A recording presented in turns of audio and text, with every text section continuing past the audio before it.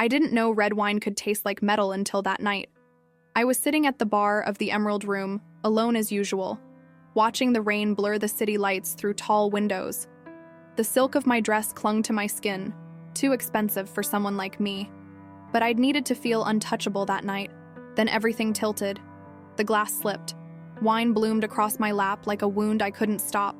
I heard his voice before I saw him. Low, dangerous, a command wrapped in fury. "What did you give her?" When I looked up, he was there.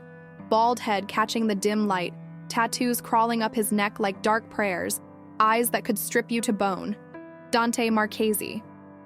Everyone knew his name. No one spoke it out loud. I should have been terrified. Instead, I thought, he sees me. And that changed everything. I woke up in a bed that wasn't mine, wrapped in sheets that cost more than my rent. The fabric felt like water against my skin.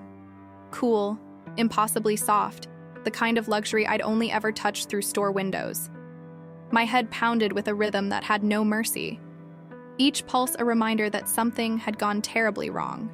The room spun when I tried to sit up, so I stayed still, counting the seconds between heartbeats, trying to remember the Emerald Room, the bar, the way the rain had blurred the city lights through those tall windows, turning Manhattan into an impressionist painting. I'd worn the red dress, the silk one I'd bought with money I didn't have because I needed to feel untouchable that night. Needed to feel like someone who belonged in places where people didn't ask questions about the bruises you covered with expensive fabric. Then everything had tilted. My fingers found my collarbone, searching for the dress, but encountered soft cotton instead. A white shirt. Men's. The sleeves fell past my hands, and when I brought the collar to my nose, I smelled cedar and smoke and something darker I couldn't name. Someone had undressed me, cleaned the wine from my skin, dressed me like I was something fragile they were afraid of breaking. The panic should have come then. The fear. The violation of waking up in a stranger's bed with no memory of how I got there. But underneath the confusion, buried so deep I almost didn't recognize it, was something else entirely. Relief. I felt safe, and that terrified me more than anything. Through the window, dawn was breaking over a city I barely recognized from this height. I was somewhere in Midtown, maybe higher. The buildings stretched below like a kingdom laid out for inspection. Too high. Too quiet. Too far from the fourth floor walk-up in Hell's Kitchen where my life actually happened. The door opened without a knock. He wasn't Dante. I knew that immediately. Younger, maybe 30, with the kind of face that had learned early how to show nothing. Dark suit, darker eyes. He held himself like a man who'd been trained to stand in doorways and make people nervous. "Mr. Marchesi wants you to rest," he said, not unkind, just factual. "I'll bring breakfast. The bathroom is through there. There are clothes in the closet, all your size. Take your time." My voice came out smaller than I wanted. "Where am I?" "Safe." He turned to leave, and I saw the gun at his hip, barely concealed by the cut of his jacket. "Wait." The word cracked in the middle. "My phone, my things. Being held as evidence, the police will contact you." He paused at the threshold, something almost like sympathy crossing his features. "You're lucky he was there, Miss Carter. The bartender said you were alone for less than 2 minutes after your drink was refilled. Whatever they gave you..." He stopped himself, shook his head. "Mr. Marchesi saved your life last night." I wanted to ask who Mr. Marchesi was, but I already knew. Everyone in this city knew. You didn't grow up in New York without hearing the name whispered in restaurants, mentioned in the kind of news stories that never quite added up, spoken with the careful neutrality reserved for men who lived in the spaces between legal and not. Dante Marchesi. Real estate developer, they called him in the papers. Philanthropist, benefactor of children's hospitals and art museums. But I'd served drinks to enough of his type to know what lived behind those polite labels. The kind of power that didn't need to announce itself. The kind of danger that wore $1,000 suits and smiled at you while deciding whether you were useful or disposable. I'd looked up at him from the floor of the Emerald Room, wine spreading across my dress like a wound, and he'd been standing over me with fury in his eyes that wasn't directed at me at all. "What did you give her?" His voice had cut through the noise like a blade, and I'd thought, with the clarity that sometimes comes right before you lose consciousness, "He sees me." The man in the doorway was still watching me, waiting for something. Acknowledgement. Maybe. Gratitude. Tell Mr. Marchese. I stopped. Started again. Tell him thank you. Tell him yourself. He'll want to speak with you when you're ready.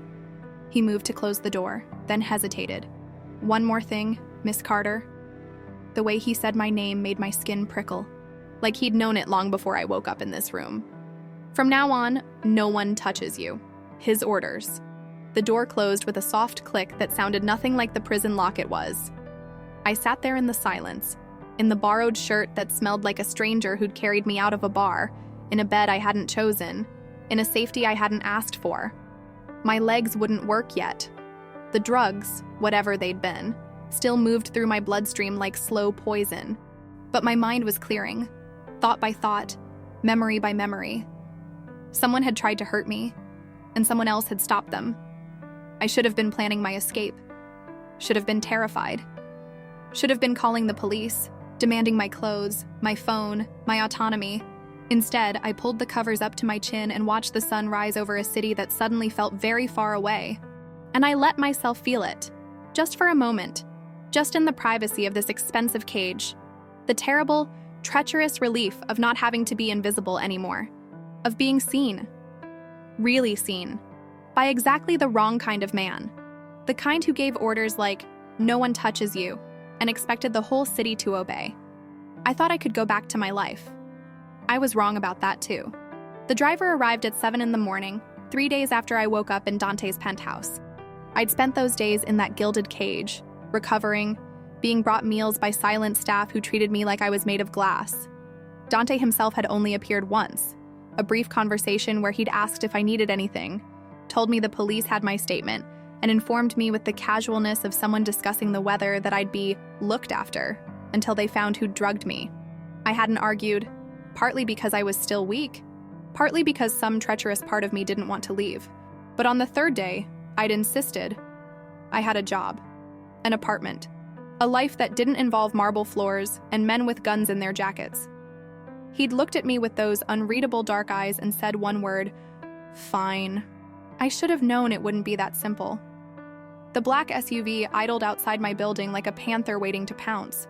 The driver, not the same man from that first morning, but cut from the same cloth, opened the door without a word. I stood on the sidewalk in my own clothes finally, the red dress long gone, replaced by jeans and a sweater that felt like armor against the October cold air, and stared at him. "I can take the subway," I said. "Mr. Marchese prefers you don't." His voice was flat, professional, the kind that didn't allow for negotiation. "Mr. Marchese doesn't get to decide how I get to work." The driver's expression didn't change. "Actually, Miss Carter, he does. Until we identify the threat, you're under his protection. That means I drive you, or Marcus drives you, or Tony drives you. But someone drives you." The way he said threat made my stomach twist, like it was real, like it was still out there, circling, waiting. I got in the car. Work was a small gallery in Chelsea where I did everything from manning the desk to installing pieces to sweet-talking collectors who spent more on a single painting than I made in a year. It was temporary. Everything in my life was temporary, but it was mine, or it had been, before the black SUV parked outside like a billboard announcing that I was someone who needed protecting. My manager, Christine, a willowy woman who dressed like she'd walked out of a Sotheby's catalog, noticed immediately. "Iris, that car has been out there for an hour. Do you have something you need to tell me?" I lied. I was getting good at it.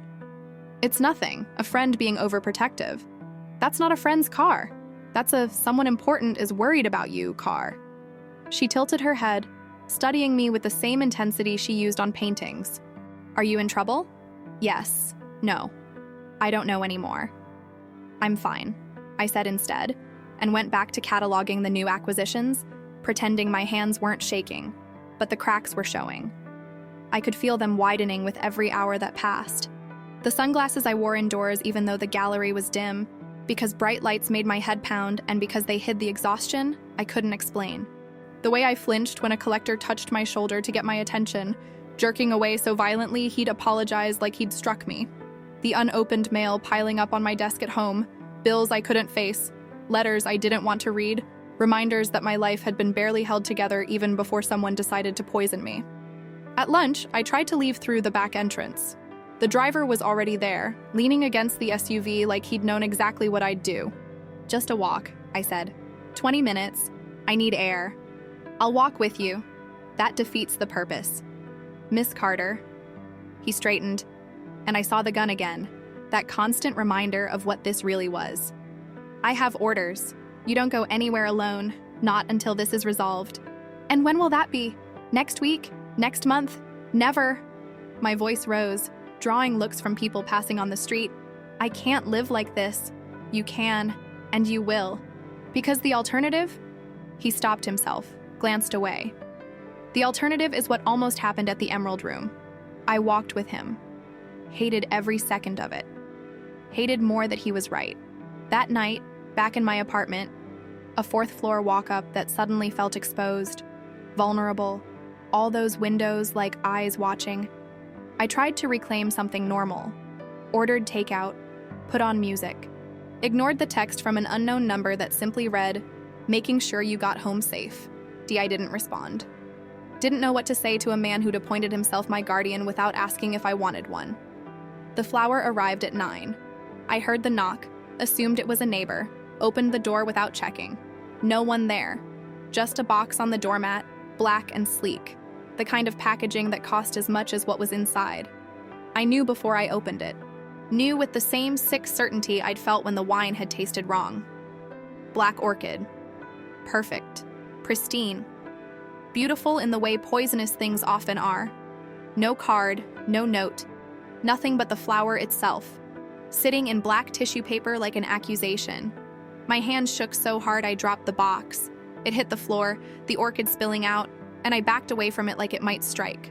Grabbed my phone. Called the only number I had memorized now because it had texted me twice a day for the past 3 days checking if I needed anything. He answered on the first ring. Iris. The way he said my name, like he'd been waiting for this call, like he'd known it would come, made something in my chest crack open. Someone sent me a flower. My voice sounded small even to my own ears. A black orchid. It's in my apartment. I didn't order it. I don't know how they got my address. Silence on the other end, not empty, thick with something I couldn't name. "Don't touch it," he said finally. "Don't touch anything. Lock your door. I'm sending someone." "Dante, lock your door." He hung up. I locked the door, backed away from the flower like it was a bomb. Sat on my couch with my knees pulled to my chest and waited. The music still played, something soft and meaningless. But all I could hear was my own heartbeat, loud and erratic, counting down the minutes until whatever came next. When my phone rang again 20 minutes later, I nearly dropped it answering. Iris. His voice was different now. Colder. Sharp as broken glass. "Someone sent you a message. You were chosen, and they're not done yet." The words didn't make sense. Chosen for what? By whom? But underneath the confusion was a truth I couldn't escape. This wasn't over. Whatever had started at the Emerald Room, whatever had put me in Dante Marchese's orbit, was still happening. Still hunting. "What does that mean?" I whispered. "It means you're not going back to that apartment tonight, or any night until I find out who's doing this." A pause. "Tony's outside your building. Pack a bag. You're staying somewhere safe." "I don't have anywhere." "You do now." He hung up again before I could argue. Before I could tell him I didn't want this, didn't want to be protected and monitored and moved around like a chess piece in a game I didn't understand. Before I could admit that the flower sitting on my floor scared me more than anything else that had happened, because it meant someone knew where I lived, where I slept, where I thought I was hidden. I looked at the black orchid one more time, at its perfect petals, its dark beauty, its silent threat, and I understood. I'd never been hidden at all.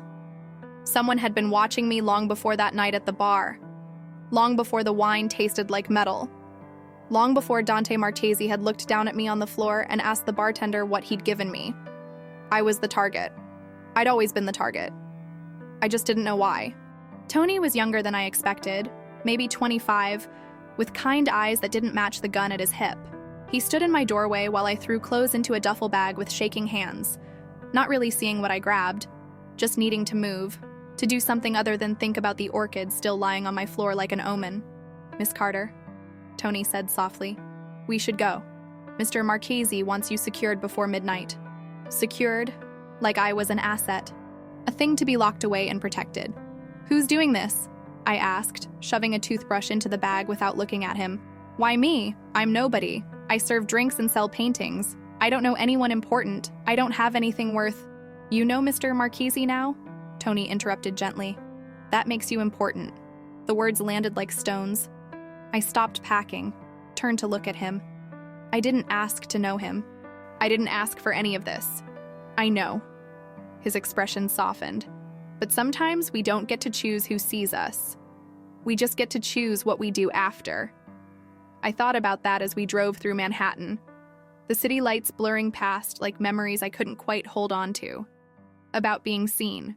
About the moment Dante had stood over me in the Emerald Room and something had shifted in the universe, pulling me into an orbit I couldn't escape. My phone buzzed. Another text from the unknown number. You're safe now. I promise. I stared at those words until they blurred. Safe, protected, chosen.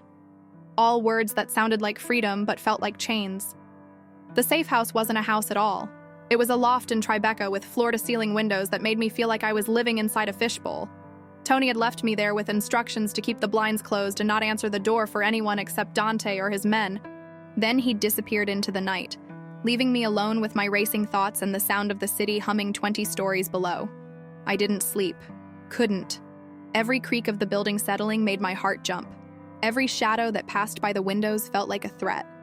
I sat on the leather couch with my knees pulled to my chest, still wearing my jeans and sweater, watching the hours crawl past on my phone screen. 3 in the morning became 4, became 5, and somewhere in that darkness, I realized I'd lost something fundamental, the ability to feel safe in stillness. When Dante finally arrived at 6, I was standing at the window, forehead pressed against the cold glass, watching the city wake up. I heard the door open, heard his footsteps on the hardwood, measured, purposeful, the walk of a man who'd never been uncertain about his place in the world. You should be resting.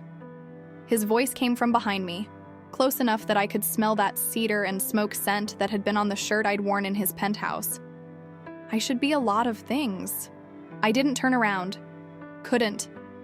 If I looked at him, I'd have to acknowledge what I'd been thinking about for the past 3 hours. That I felt safer in his orbit than I had anywhere in my own life. Like in my own bed, in my own apartment. Living my own life. That's not safe. Safe. I laughed, but it came out bitter. You keep using that word like I'm supposed to be grateful. Like being monitored and moved around and cut off from everything I know is some kind of gift.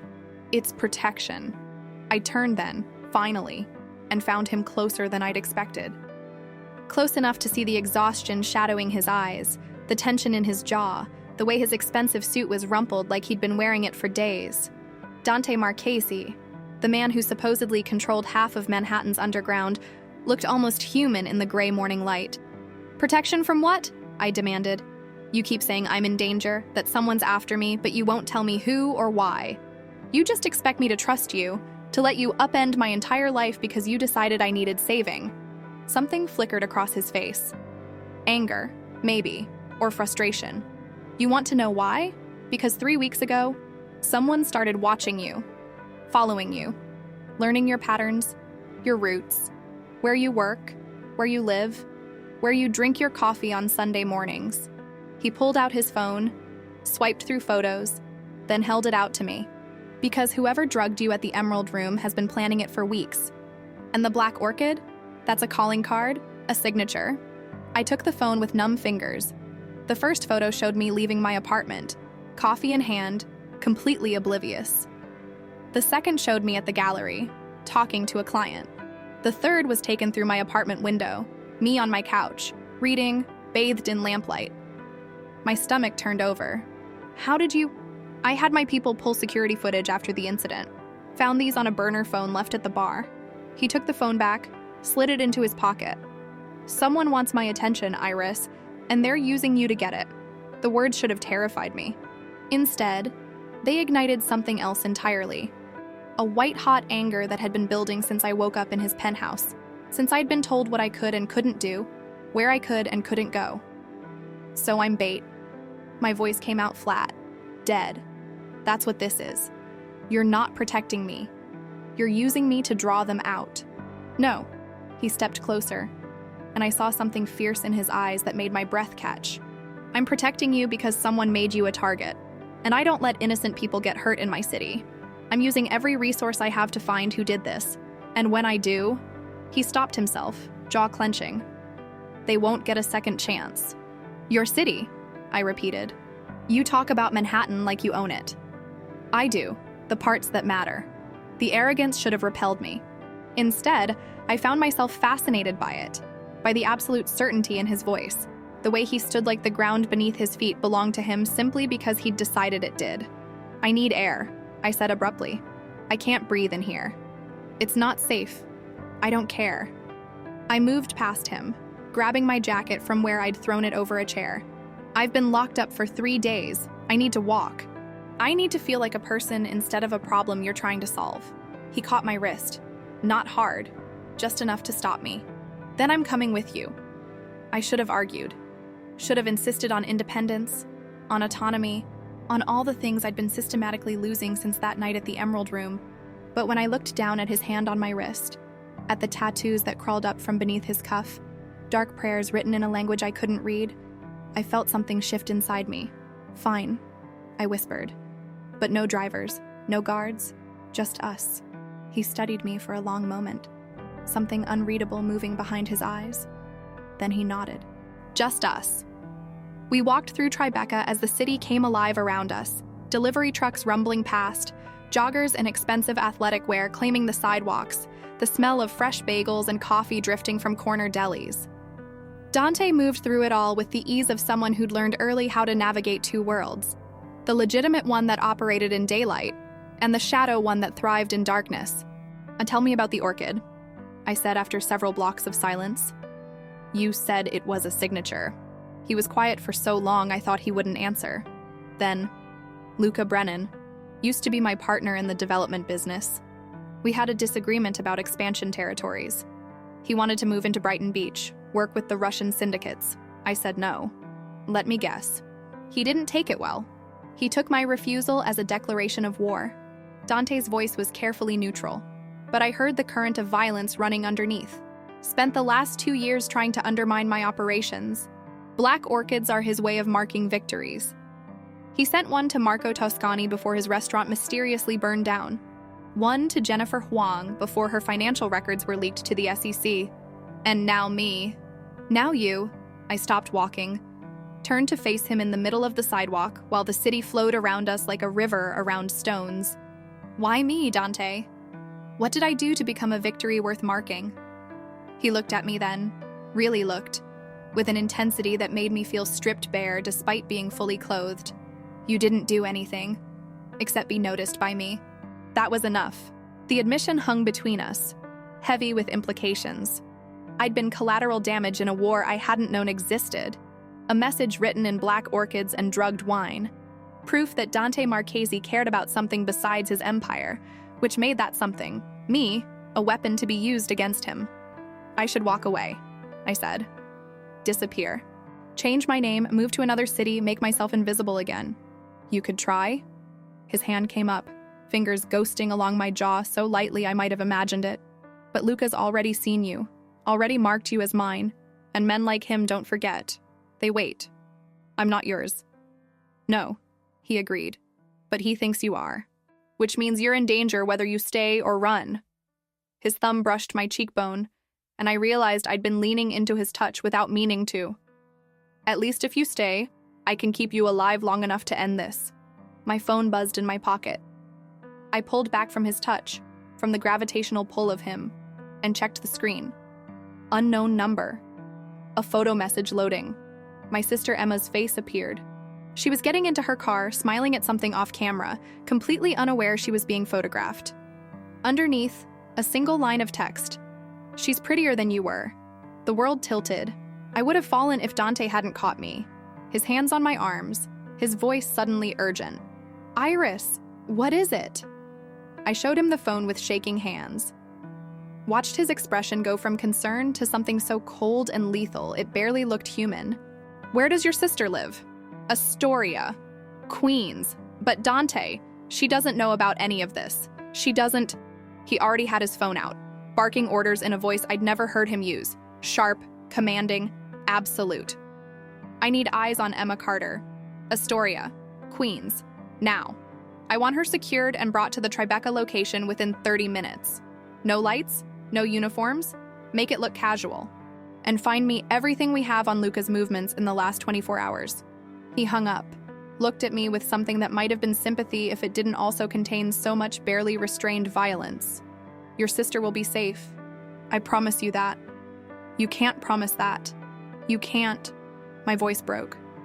This is my fault. I brought this into her life. God, Dante, if something happens to her, it won't. He cupped my face in both hands, forcing me to meet his eyes. Listen to me. Luca made a mistake. He showed his hand too early, got cocky, thought he could scare you into running or scare me into making an emotional decision. But all he did was give me a target. What are you going to do? The smile that crossed his face had nothing to do with warmth. I'm going to remind him why you don't touch what's mine. Before I could tell him again that I wasn't his, that my sister definitely wasn't his, that we were people, not possessions. His phone rang. He answered, listened, then his entire body went rigid. When? A pause. How many? Another pause. Longer this time. Get her out. I don't care if you have to carry her out in her pajamas. Get her out now. He hung up, met my eyes. Marcus Hale just showed up at your sister's building. Your ex. The one who... He stopped himself. How does he know Emma? The blood drained from my face. Marcus. I hadn't heard that name, hadn't let myself think that name. In 2 years. Not since the night I'd run from our apartment with a black eye and broken ribs, leaving everything behind, including my pride and the sister who'd begged me to press charges. He lived 2 blocks from her, I whispered. Like when we were together. She was the one who found me that last night. Called the ambulance. I made her promise never to tell him where I went. And she didn't. But someone else did. Dante's voice was gentle now, almost tender. Luca found him. Used him. This isn't about Emma, Iris. It's about breaking you. Making you vulnerable. Scared. It's working. I know. He pulled me against his chest, and I let him. Let myself have this one moment of weakness. But here's what Luca didn't account for. I don't break, and I don't let people I'm protecting break either. I wanted to believe him. Wanted to let the certainty in his voice become my certainty. But all I could think about was Marcus's smile, the one he'd worn right before he'd hurt me, and the text message. She's prettier than you were. My phone buzzed again. Another photo. This time, both Emma and Marcus in the frame, him holding the door for her laughing at something he'd said. The caption made my blood turn to ice. She's at the coffee shop on 31st, alone, just like you were. Dante saw it over my shoulder. I felt his entire body go taut, a predator scenting blood. Take me there, I said. Right now, take me to her. Iris, now, Dante, or I swear to God I'll go without you. He looked at me for one long moment. Then he nodded, already pulling out his phone, already moving. Stay close. Do exactly what I tell you. No arguments. We ran. The coffee shop was one of those corner places in Astoria that tried too hard to be Brooklyn. Exposed brick, reclaimed wood tables, a chalkboard menu with unnecessary umlauts. Through the window, I could see Emma sitting at a table near the back, steam rising from a cup she wasn't drinking. She looked so young in the morning light, her dark hair pulled into a messy bun, wearing scrubs from her shift at Mount Sinai. 23 years old and already exhausted in the way that healthcare workers get, carrying other people's pain in the set of her shoulders. Marcus sat across from her. Same easy smile I remembered. Same way of leaning in like he was sharing a secret, making you feel like you were the only person in the world who mattered, until you weren't. Until you were something that belonged to him, something he could break when it disappointed him. Stay here, Dante said, his hand on my arm. We were across the street, tucked into a doorway, watching. My people are inside. 2 at the counter, 1 in the bathroom. They'll move when I give the signal. He's talking to her. My voice came out strangled. He's sitting there like he has a right to exist in her space, and she's smiling at him. She doesn't know. God, Dante, she doesn't know what he is. She's about to. He was already texting, his fingers moving with practiced efficiency. I'm having her paged. Fake emergency at the hospital. She'll leave. My people will intercept. And Marcus will never get within 50 feet of her again. That's not enough. The words came out before I could stop them. Raw and vicious. He needs to know. Needs to understand that he can't just... That 2 years of silence doesn't mean forgiveness. Doesn't mean... Iris. Dante turned me to face him. His hands on my shoulders. His eyes searching mine with an intensity that stole my breath. What are you asking me to do? I didn't know. Didn't know what I wanted except for Marcus to hurt the way he'd made me hurt. For him to feel the fear he'd taught me to carry in my bones. For him to understand that I wasn't the girl he'd broken anymore. That I'd survived him. That I'd become something he couldn't touch. Emma's phone rang. She answered, her expression shifting from relaxed to concerned. Said something to Marcus. Started gathering her things. He stood with her, said something that made her laugh despite her obvious worry. And then, and this is what made my vision go white at the edges, he touched her arm. Just a light touch, his hand on her elbow, guiding her toward the door like he was being helpful instead of marking territory. I'm going in, I said. No! But I was already moving, crossing the street against the light, ignoring the horn that blared when a taxi nearly clipped me. I heard Dante behind me, heard him curse and follow, but I didn't slow down. Couldn't. 2 years of running, of hiding, of making myself small and invisible had just combusted into something I didn't recognize, something that tasted like metal and moved like wildfire. I reached the coffee shop door just as Emma was coming out. She nearly walked into me, her eyes widening with shock and then joy so pure it made my chest ache. Iris? Oh my God, what are you? She pulled me into a hug. Fierce and sudden, smelling like hospital antiseptic and the lavender shampoo she'd used since she was 16. I've been calling you for days. Your phone goes straight to voicemail. I thought something was wrong. I thought, something is wrong. I pulled back, keeping her at arm's length, my eyes tracking past her to where Marcus stood frozen in the doorway. Him. He's what's wrong. Emma followed my gaze, confusion creasing her forehead. Marcus. Iris. We ran into each other on the street. He was asking about you, said he'd been trying to find you, wanted to apologize for what? My voice came out sharp as broken glass. For the broken ribs, the black eye, for teaching me what my own blood tastes like? The color drained from her face. He told me it was a misunderstanding, that you'd both been drinking, that things got out of hand, but it wasn't what? I stepped closer to Marcus now. Close enough to see the calculation in his eyes, the way he was measuring the situation, looking for the angle that would let him slip away clean. Wasn't assault? Wasn't 2 years of slowly isolating me from everyone I loved? Wasn't deliberately, systematically breaking me down until I believed I deserved it? Iris. His voice was so familiar it made my skin crawl. That same reasonable tone he'd used right before things got bad. The one that made me doubt my own reality. I know you're angry, you have every right to be, but ambushing me in public, making a scene, I'm making a scene. The laugh that came out of me was almost unrecognizable. You put your hands on my sister. You're in her neighborhood, at her coffee shop, pretending to be someone who gets to exist in her life, and I'm making a scene? Dante appeared at my shoulder then, a solid presence that made Marcus's eyes widen with recognition. Not because they'd met, but because everyone in this city knew what Dante Marchesi looked like. What it meant when he showed up somewhere he wasn't expected. You should leave, Dante said quietly. Too quietly. The kind of quiet that preceded violence. Marcus raised his hands in mock surrender. That same easy smile sliding back into place. Look, man, I don't want any trouble. This is between me and... There is no you and her. There's never going to be a you and her again. Dante's voice never rose above conversational. But something in it made the people nearby suddenly remember they had somewhere else to be. You're going to walk away. You're going to forget her name, forget her sister's name, forget you ever knew either of them. And if I hear you've come within 100 yards of anyone connected to Iris Carter, I'm going to take that as a personal insult. Who the hell are you to? I'm the man telling you to walk away while you still can. Dante took a single step forward, and Marcus took 2 back. That's not a threat. It's a courtesy. One you don't deserve, but I'm giving it to you anyway because your death would upset Iris, and I don't like it when she's upset. The words hung in the air between them, casual, almost friendly, and absolutely lethal. Marcus looked at me, then at Dante, then at Emma, who was still standing there with her mouth slightly open, trying to process what was happening.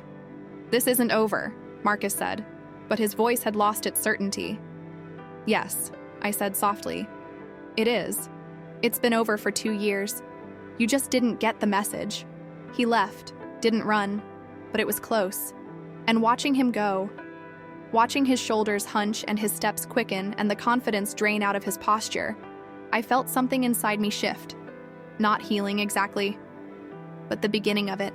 The possibility that I could exist in the same city as my past without being crushed by it. Emma grabbed my hand. "What the hell was that? Who is this?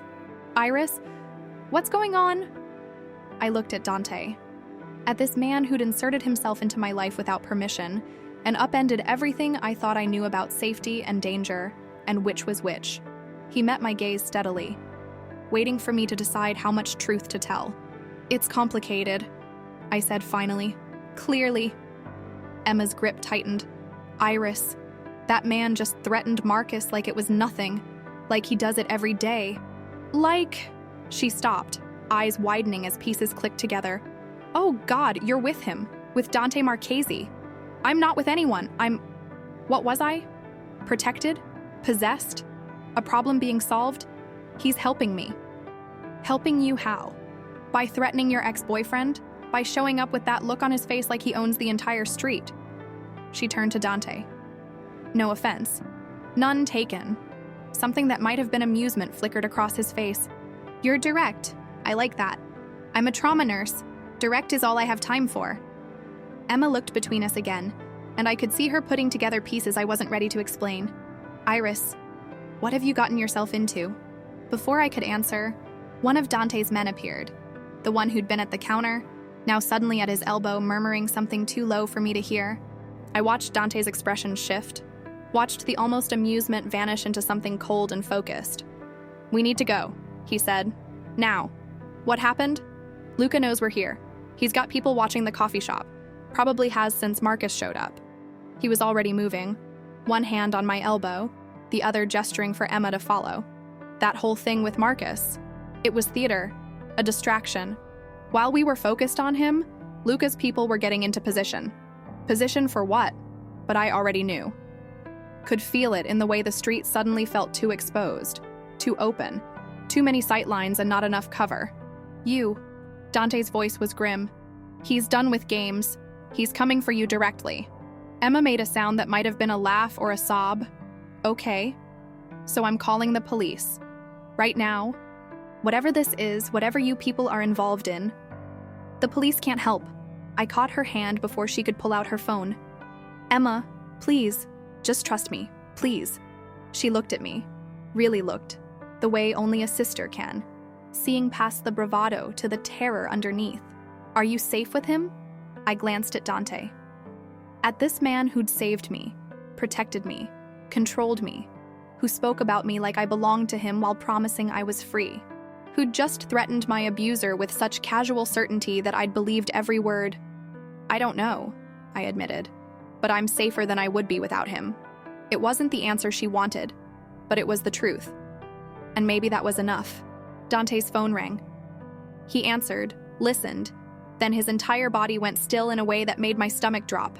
"How many?" A pause. "Where?" Another pause. "Get everyone out. Clear the building. I don't care what excuse you use, just get them out." He hung up, looked at me with something in his eyes I'd never seen before.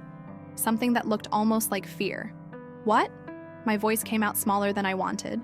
"Your apartment. The one you're not supposed to be going back to." He was already moving, pulling us toward the black SUV that had materialized at the curb. Someone just delivered a package. Black box, black ribbon. Security footage shows it was left by a woman matching the description of one of Luca's people. "Another orchid. We don't know. Bomb squad won't let anyone near it until they sweep the building." He opened the car door, practically pushed us inside. But Luca sent a text 30 seconds ago. Just one line. "I hope you said goodbye to your things, Iris." You won't be needing them where you're going. Emma grabbed my hand as the car pulled away from the curb, her fingers ice cold against mine. Iris, what did you do? I existed, I whispered, watching the coffee shop disappear behind us, watching the life I'd tried to build in this city crumble like it was made of paper. I existed in the wrong place at the wrong time, and I caught the attention of the wrong man. Which one? She asked. I didn't have an answer. Dante made 3 more calls during the drive back to Tribeca, each one shorter and more clipped than the last. When we pulled up to the loft, there were already 4 men waiting, not his usual drivers and guards, but something else, something harder. Men who looked at the world through the lens of calculated violence. Inside, Dante went straight to his laptop, pulling up security feeds and satellite imagery and things I couldn't identify. Emma stood in the middle of the pristine space looking like she'd been dropped into someone else's life. Which, I suppose, she had been. I need to make a call, she said quietly. Tell the hospital I can't come in, that I need a few days. You can't tell them where you are. I know. She looked at me with something that might have been pity or might have been grief. I've seen this before. Women who come into the ER with that look in their eyes. The one you have right now. The one that says they're caught between a monster and a savior and can't tell which is which anymore. Emma, I'm not judging. I'm just saying I've seen it, and it usually doesn't end well. She went into the bedroom to make her call, leaving me alone with Dante and the men who looked like they'd been carved from the same stone as him. He was still focused on the laptop, but I could feel his attention on me anyway, that constant awareness that seemed to take up all the air in the room. You need to tell me the truth, I said. All of it. Who Luca is, what he wants, why he's doing this. Dante didn't look up. I told you, he wants to hurt me. That's not all of it. There's something you're not saying. Something about why me specifically. Why now? I crossed to him, put my hand on the laptop screen, forcing him to meet my eyes. I've trusted you with my life, with my sister's life. The least you can do is trust me with the truth. For a long moment, he just looked at me. Then he closed the laptop, stood, moved to the window where the morning light cut across his face in harsh angles that made him look older, harder, like something carved from marble and violence. Luca and I weren't just business partners. We were friends, brothers, almost. His voice was carefully neutral, but I heard the current of something deeper underneath. His father and mine built their empires together. We grew up in the same neighborhood, went to the same schools, learned the same lessons about power and loyalty, and what it takes to survive in a city that eats the weak. What changed? I did. He turned to face me. I wanted to build something legitimate. Take the money we'd made, the power we'd accumulated, and turn it into something that wouldn't get us killed or arrested before we were 40. Luca wanted to expand, get deeper into the drug trade, human trafficking, all the things our fathers had been smart enough to avoid. And you said no. I said no, which he took as betrayal, as choosing the side of law and order over the side of family. Dante's laugh was bitter. And the irony is, I'm not remotely on the side of law and order. I'm just on the side of survival, of building something that won't collapse the moment the wrong person decides to flip. That doesn't explain why he's targeting me. Doesn't it? He crossed to me, close enough that I had to tilt my head back to maintain eye contact. You're the first person I've protected who wasn't family or business. The first person I've allowed into my private spaces, my home, my life. The first person in 5 years who's made me feel anything other than the constant calculation of moves and counter moves. The admission hung between us, too big and too raw to examine closely. I didn't ask for that, I whispered. I know, but it doesn't change what you are. His hand came up, fingers tracing the line of my jaw with a gentleness that contradicted everything else about him.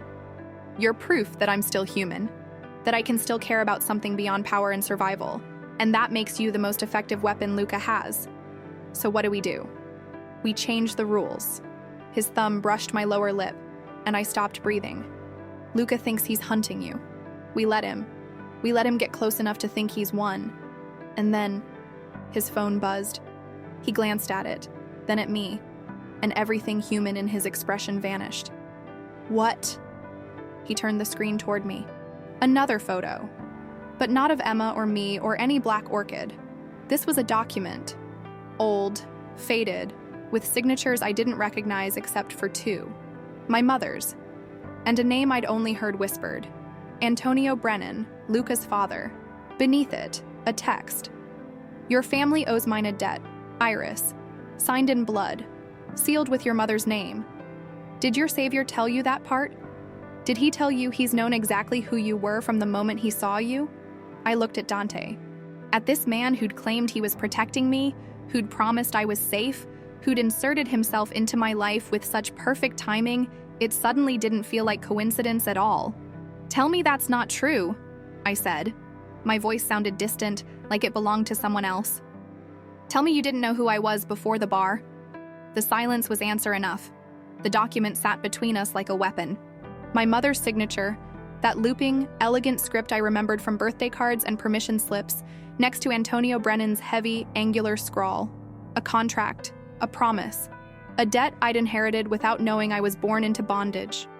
How long have you known? My voice came out steady, too steady, the kind of calm that precedes breaking. Dante didn't move, didn't reach for me or try to soften what was coming.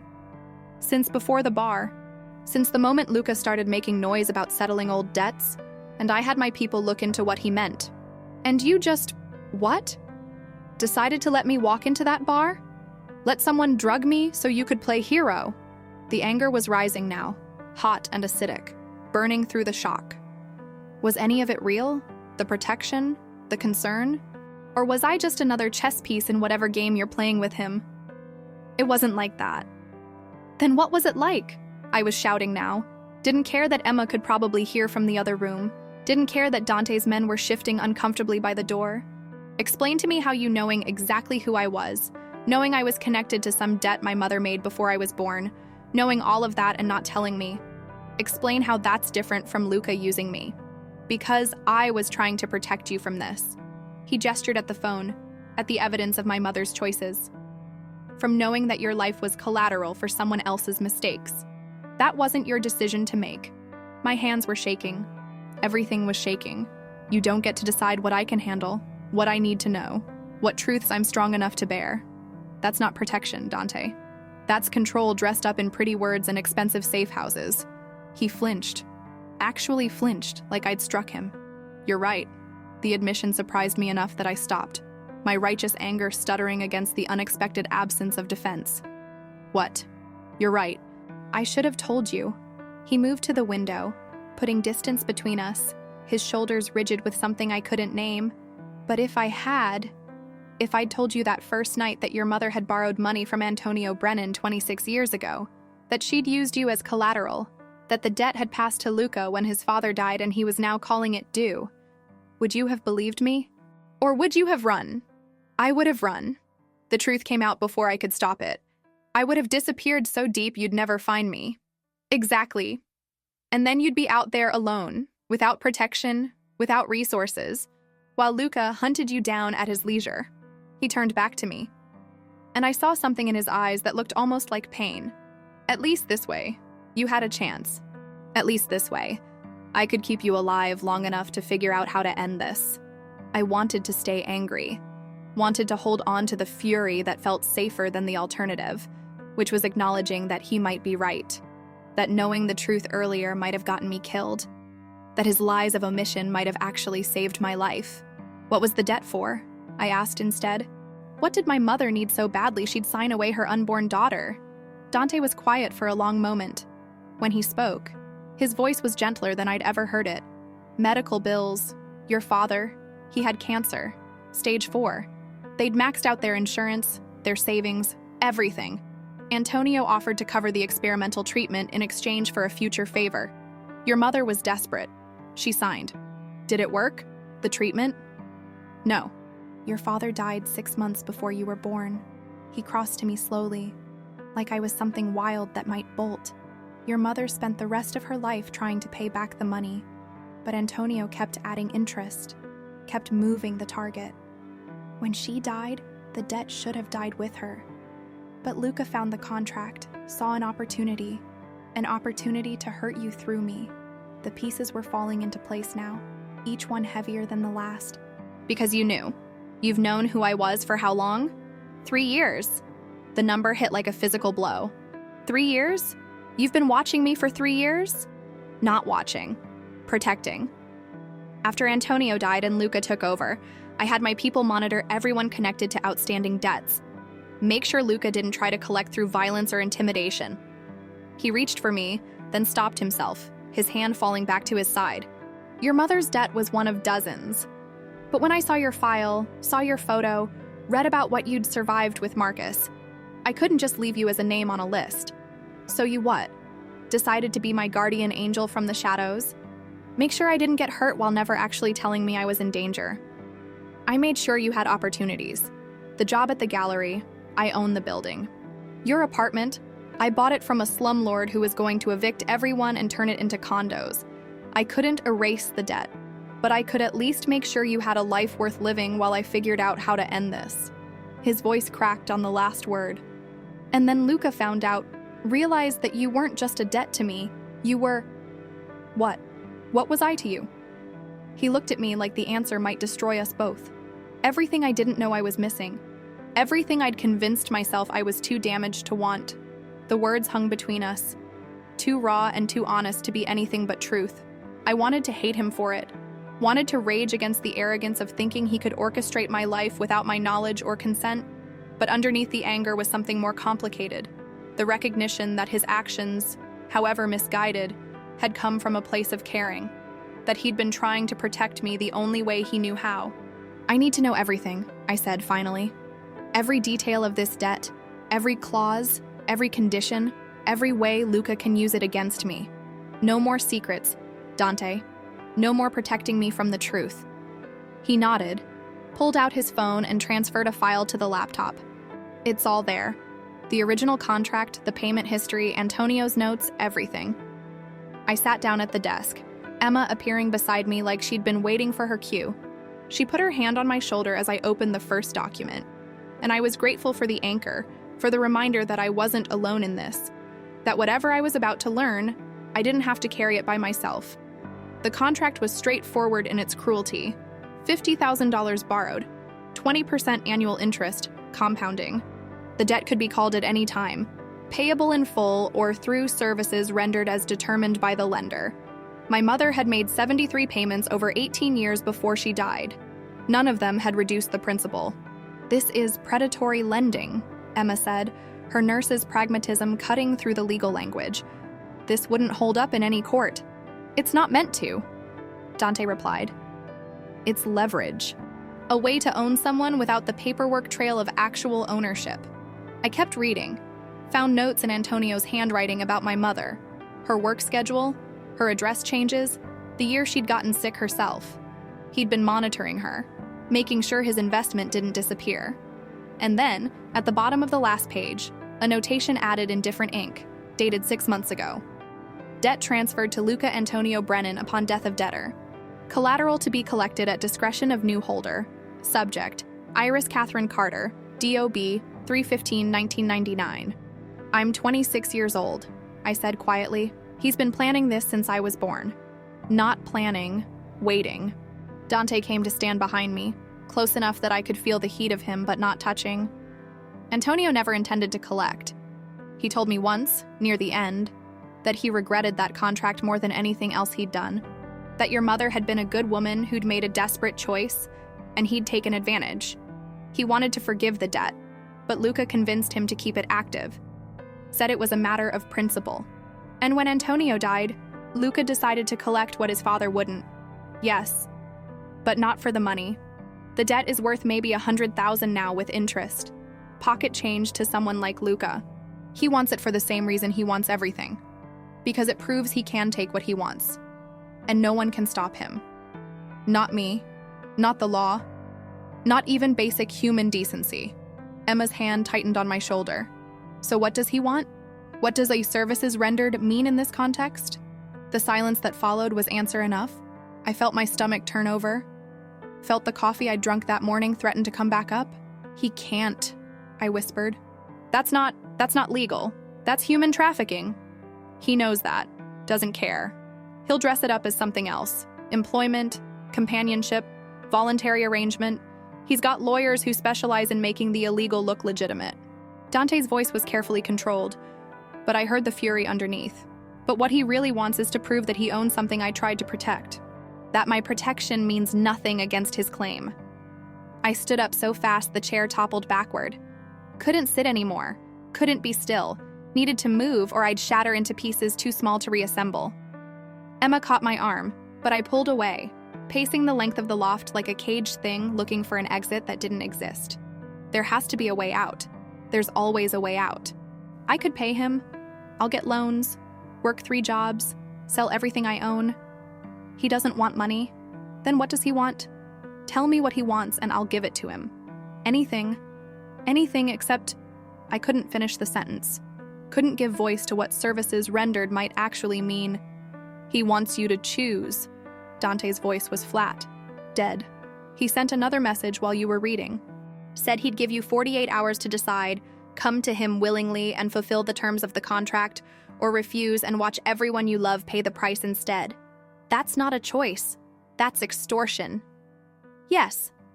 Which is why you're not going to do it. I laughed, but it came out broken. And what's my alternative? Let him hurt Emma. Let him go after you.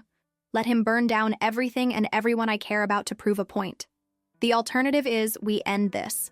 Tonight, before he has a chance to make good on any of his threats. Dante crossed to a safe hidden behind a painting, pulled out a file folder thick with papers. I've been building a case against Luca for 2 years. Financial crimes, RICO violations, enough evidence to put him away for life. I was waiting for the right moment, the right leverage. But if we move now, if we give everything to the FBI tonight, he won't have time to retaliate. And I'll be safe. You'll be alive. Safe is... He stopped himself. Safe might take longer. Emma was looking at the file like it might bite her. If you've had this evidence for 2 years, why didn't you use it before? Why wait until now? Because using it means exposing my own operations, means inviting scrutiny I've spent a decade avoiding, means tearing down walls I built to protect myself and everyone who works for me. Dante met my eyes. I was willing to live with Luca as a threat if it meant keeping those walls intact, but I'm not willing to sacrifice Iris to do it. The admission settled over the room like snow, quiet and heavy and transforming everything it touched. He was offering to destroy his own carefully constructed empire to save me from a debt I'd inherited through no fault of my own. To choose me over the power and protection he'd spent his entire adult life building. Why? The word came out smaller than I intended. Why would you do that for me? He looked at me like the answer should be obvious. Like it was written in every choice he'd made since the night at the Emerald Room. Because you matter more. I wanted to believe him. Wanted to let those words settle into the broken places inside me and start knitting them back together. But there was still too much unsaid. Too many questions piling up faster than answers. If we do this, if we give the FBI everything tonight, what happens to you? To your businesses, your people, everything you've built. Some of it burns. The parts that can't stand up to scrutiny. The rest. He shrugged with a casualness that didn't match the tension in his shoulders. The rest, I rebuild. Cleaner this time. Legitimate. The way I should have done it from the beginning. And Luca? Goes to prison. Spends the rest of his life watching his empire crumble from behind bars. Never touches you or anyone you love again. Dante's voice was certain, absolute. It's over, Iris. One way or another, it ends tonight. Emma cleared her throat. And if it doesn't work? If Luca finds out before the FBI can move? If he comes after Iris anyway? What's the backup plan? There isn't one.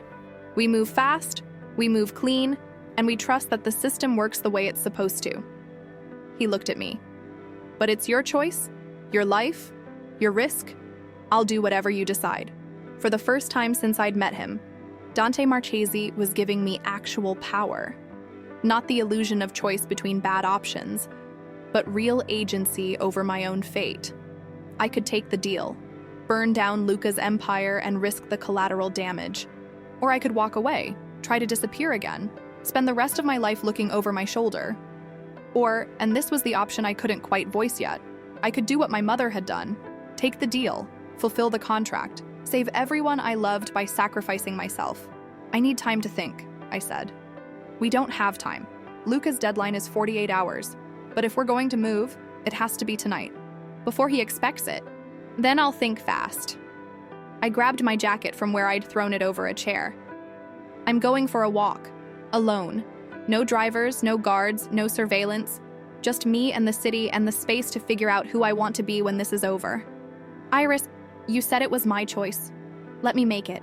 I was halfway to the door when Dante's voice stopped me. Not commanding this time, almost pleading. Don't go to him.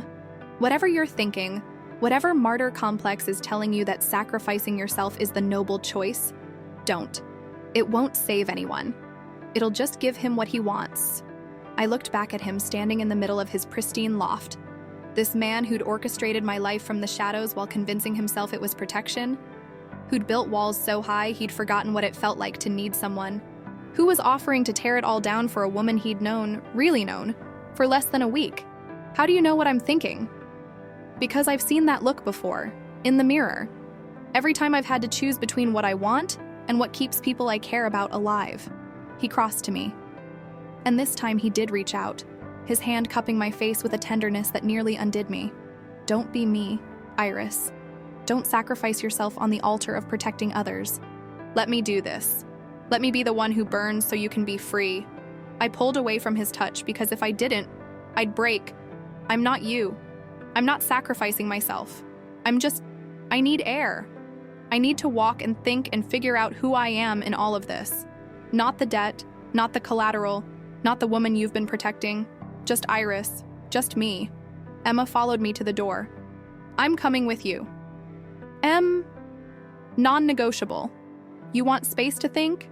Fine. But you're not doing it alone. She grabbed her own jacket, shot Dante a look that could have cut glass.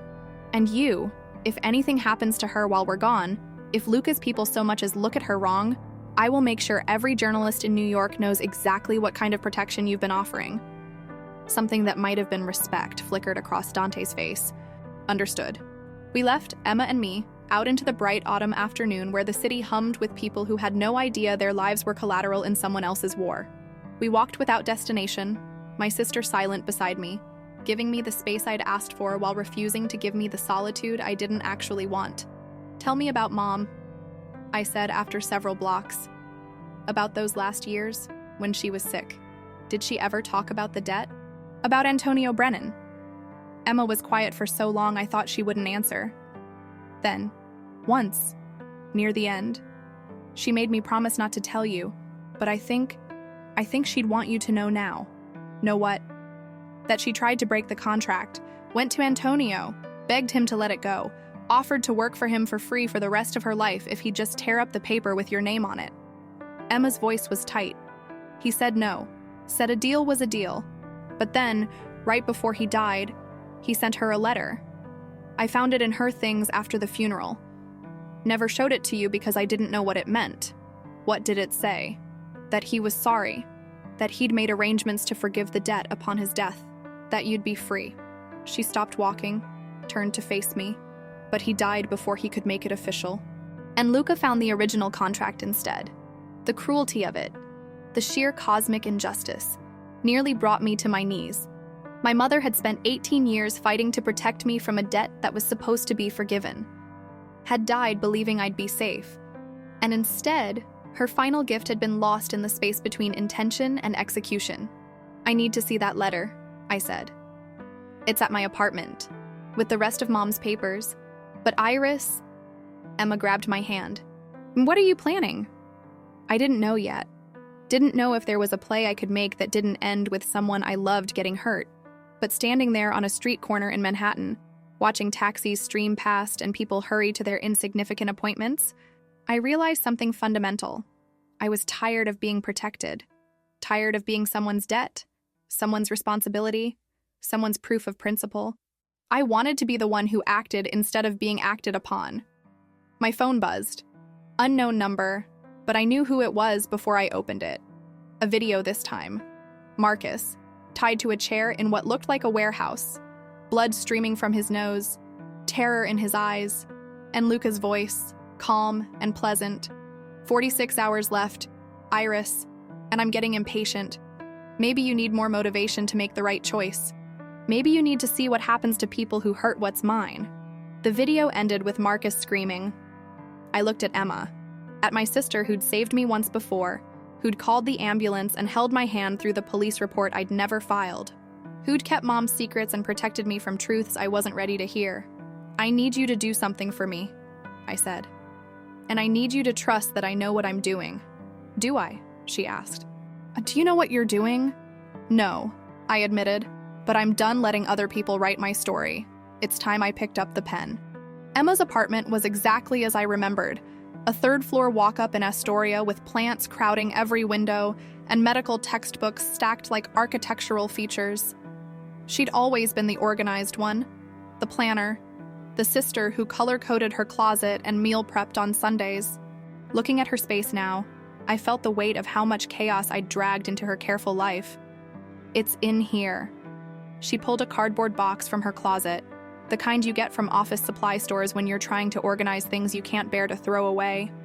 Mom's papers. I couldn't, after the funeral, I couldn't deal with sorting them, so I just kept everything. Inside were the artifacts of a life lived in survival mode. Past due medical bills, collection notices, pay stubs from the 3 jobs my mother had worked simultaneously. And there, at the bottom, a cream-colored envelope with Antonio Brennan's name embossed in the corner. My hands shook as I opened it. Dear Maria, by the time you read this, I'll be gone. Cancer, the doctors tell me. Ironic that the same disease that brought you to my door is now taking me through it.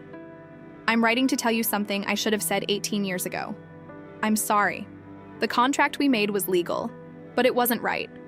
You were a desperate woman trying to save the man you loved, and I took advantage of that desperation. I've done many things in my life I'm not proud of, but that choice haunts me more than most. I've instructed my lawyers to forgive your debt upon my death. The papers are drawn up, witnessed, filed with the court. Your daughter will never have to pay for your choices. She'll be free. I know this doesn't undo the years you've spent afraid, looking over your shoulder, wondering if I'd come to collect. But I hope it gives you peace in whatever time you have left. You were braver than you knew, Maria. I hope Iris inherits that courage. Antonio. I read it 3 times, each word a small knife cutting into the hope I'd tried not to feel. Antonio had meant to free me, had put it in writing. But somewhere between intention and execution, that freedom had been lost. Where are the legal papers he mentioned? I asked. The ones filed with the court? Emma shook her head. I looked. After Mom died, I went to the courthouse, searched everything I could find under her name. Nothing. Either Antonio never actually filed them, or Luca found them first. I folded the letter carefully, sliding it back into the envelope. He knew. This whole time, he knew his father wanted to forgive the debt, and he deliberately hid the evidence. Can we use this? The letter, I mean? Prove Antonio's intent? Intent isn't execution. Without the actual legal documents, this is just... I stopped, stared at the envelope, at Antonio's embossed name, at the date in the corner, 6 months before he died. Emma, when exactly did Antonio die? I don't know. 2 years ago? Maybe 3. I pulled out my phone, searching obituaries. Found it. Antonio Michael Brennan, died March 3rd, 2023. Beloved father, respected businessman, generous philanthropist. Services held at St. Patrick's Cathedral. The letter was dated September 15th, 2022. 6 months before his death, which meant he'd had time to file the papers, to make it official, to free my mother from the contract she'd signed in desperation. So why hadn't he? My phone rang. Dante, where are you? His voice was tight with barely controlled panic. You've been gone 2 hours. You said a walk, not a disappearance. I'm at Emma's. I found something. A letter from Antonio to my mother. A long pause. What does it say? I read it to him, every word, while he listened in silence. When I finished, I heard him exhale, a sound that might have been relief or resignation or some combination of both. He meant to forgive it, Dante said quietly. I knew he had regrets. Didn't know he'd actually tried to make it right. Tried being the operative word. The papers he filed, if they exist, are gone. Luca must have destroyed them. I looked at Emma, at my sister who'd carried our mother's secrets for years. But here's what I don't understand. If Antonio filed legitimate legal documents with the court, there would be copies, multiple copies. Court records, lawyers' offices, Maybe even Antonio's own files. They can't all be gone. Unless they never existed in the first place. Dante's voice had shifted, taken on the sharp edge of someone solving a puzzle. Unless Antonio wrote that letter with good intentions, but died before he could follow through, which means legally, the debt still stands. Or unless someone found the documents and is sitting on them, using them as leverage. Who? I don't know yet, but I'm going to find out. I stood, already moving toward the door. I need to see Antonio's old office, his files, everything Luca would have inherited when he took over the business. Iris? That's dangerous? Yes. Reckless? Probably. But I'm done waiting for other people to save me. I'm done being the debt that everyone else has to manage. I softened my voice. I'm not going to Luca. I'm not surrendering. I'm just looking for evidence that this whole nightmare has a legal ending instead of a violent one. Another pause. Then, I'm coming with you. Dante, non-negotiable. You want to play detective? Fine, but you're not doing it alone. I heard movement on his end, the sound of a door closing. Antonio's old office is in Midtown, still owned by the Brennan Family Trust, but it's been empty since his death. Luca uses it for storage. You know how to get in? I know a lot of things, including the security codes Antonio never bothered to change. His voice dropped lower. Meet me there in an hour. And Iris? Bring the letter. If we find those papers, we're going to need proof of Antonio's intent to make them stick. He gave me an address and hung up. I stood there holding my phone, Emma watching me with an expression I couldn't quite read. Ike, you're really doing this, she said. Not a question. I have to. If there's even a chance those papers exist, if there's a legal way out of this that doesn't involve Dante destroying his life or me becoming Luca's property, I have to try. And if you don't find anything, if this is just a wild goose chase that puts you in more danger? I thought about that. About Marcus tied to a chair. About Dante offering to burn down his empire. About my mother spending 18 years paying a debt that should have been forgiven. About all the choices that had led to this moment, most of them made by people who'd never asked what I wanted. Then at least I'll know I tried. That I didn't just let myself be swept along by other people's decisions. I grabbed my jacket. Stay here. Lock the door. Don't answer for anyone except me or Dante. Like hell. Emma was already pulling on her coat. You think I'm letting you walk into some dead mobster's office alone? I'm a trauma nurse. If this goes sideways, you're going to need someone who knows how to stop bleeding. Sister Code, you don't get to play martyr without backup. She grabbed her medical bag, the one she carried everywhere, stocked with supplies she'd borrowed from the hospital. Besides, someone needs to make sure you don't do something stupidly noble like sacrificing yourself to save everyone else. I wanted to argue, wanted to protect her the way she'd always protected me. But looking at her standing there in her sensible coat with her emergency medical supplies, I realized something. Emma had never needed my protection. She'd been the strong one all along. Okay, I said, but if things get dangerous, I'll run, I promise. Now can we please go break into a dead man's office and find the documents that will save your life? I've got a shift in 12 hours and I'd like to not spend it wondering if my sister is dead in a ditch somewhere. The building in Midtown was older than I expected. One of those pre-war structures with Art Deco flourishes and a lobby that had seen better decades. Dante was waiting outside, dressed down in jeans and a dark jacket that made him look less like a real estate developer and more like what he actually was, someone comfortable moving through shadows. Emma, he nodded at my sister. I didn't realize you were joining us. I didn't realize I needed permission. She met his gaze without flinching. Someone needs to be the voice of reason, and Iris has clearly lost hers. Something that might have been amusement flickered across his face. Fair enough, but if this goes wrong, I know. Run first, ask questions later. I've seen enough trauma to know when discretion is the better part of valor. She gestured at the building. Are we doing this, or are we having a feeling circle on the sidewalk? Dante led us through a service entrance, up 3 flights of stairs to avoid security cameras, and down a hallway that smelled like old paper and forgotten ambitions.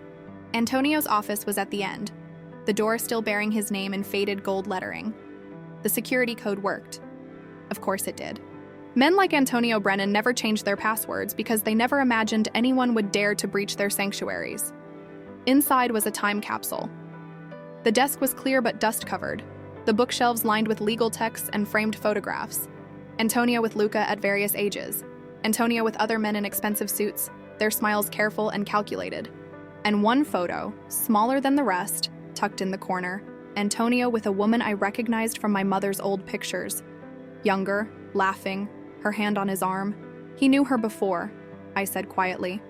Before the debt, before the contract, they were friends. Dante moved to the filing cabinets, already working on the locks with tools he'd produced from his jacket. Antonio knew a lot of people. That's how he built his empire. Connections, favors, debts. He collected them like other people collect stamps. But this was different. Look at the photo. That's not a business acquaintance smile. That's genuine affection. I lifted it from the shelf, turned it over. On the back, in Antonio's handwriting, Maria, summer 1997.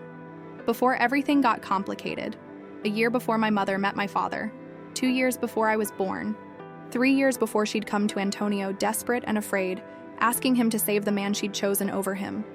The pieces fell into place with sickening clarity. He loved her, I whispered. Antonio loved my mother. And when she came to him for help, he couldn't say no, but he also couldn't let her go without something to bind her to him. Emma had gone very still. That's why the interest was so high, why none of her payments ever reduced the principal. He didn't want her to pay it off. He wanted her tied to him forever. And when she died, Dante had stopped working on the filing cabinet, was looking at me with something like pity. When she died, he realized the cruelty of what he'd done, tried to make it right by freeing you. I thought about my mother's last years, the exhaustion that had settled into her bones like frost, the way she'd worked herself to death trying to pay a debt that was designed to be unpayable, all because she'd loved the wrong man and asked the right one for help. We need to find those papers, I said. My voice sounded distant, mechanical. If Antonio really filed them, the filing cabinet opened with a soft click. Dante pulled out drawer after drawer, Emma and I joining him in the search through decades of documents, contracts, deeds, financial statements, all organized with the precision of a man who'd built his empire on paperwork and leverage. And then, in the bottom drawer, a folder labeled simply, Forgiven Debts. Inside were 3 sets of papers, 3 families Antonio had released from obligations in his final months. The documents were legitimate, notarized, filed, stamped with court seals, legal proof that these debts had been absolved upon his death. But my mother's name wasn't among them. I went through the folder twice, then a third time, refusing to accept what was becoming obvious. It's not here. The papers for our debt, they're not here. Maybe they're in a different folder, Emma suggested, already pulling out more files. But we searched for another hour and found nothing. No forgiveness papers, no court filings, no evidence that Antonio had ever followed through on his promise to free me. I sat on the floor surrounded by a dead man's paperwork, holding his letter to my mother, and felt something break inside me. Not dramatically, not with tears or rage, just a quiet cracking, like ice giving way under too much weight. He didn't file them, I said. He wrote the letter, had the intention, maybe even drew up the documents. But he never actually filed them with the court. And without that, the debt stands. Dante sat beside me, close enough that our shoulders touched. I'm sorry, Iris. Don't be. This was always a long shot. I stood, brushing dust from my jeans with mechanical precision. At least now I know. At least I'm not wondering anymore. What are you going to do? Emma asked. She was still going through files, refusing to give up even as I already had. The only thing I can do. The thing I should have done from the beginning. I looked at Dante, at this man who'd offered to burn down his empire to save me. We give the FBI everything you have on Luca. Tonight, exactly like you said. And we hope the law moves fast enough to protect everyone I love before he can retaliate. And if it doesn't? I thought about Marcus's screams on that video, about Emma's face in the crosshairs of Luca's attention, about Dante's promise that this would end tonight, one way or another. Then I'll do what I have to do, what my mother would have done. I folded Antonio's letter carefully, sliding it into my jacket pocket. I'll make the choice that saves everyone else, even if it costs me everything. Iris, my phone buzzed. Another message from Luca's number. This time, not a photo or video, just words. I found something interesting in my father's old office. Security footage from an hour ago. You, Dante, and your sister, going through files that don't belong to you. Breaking and entering. Theft.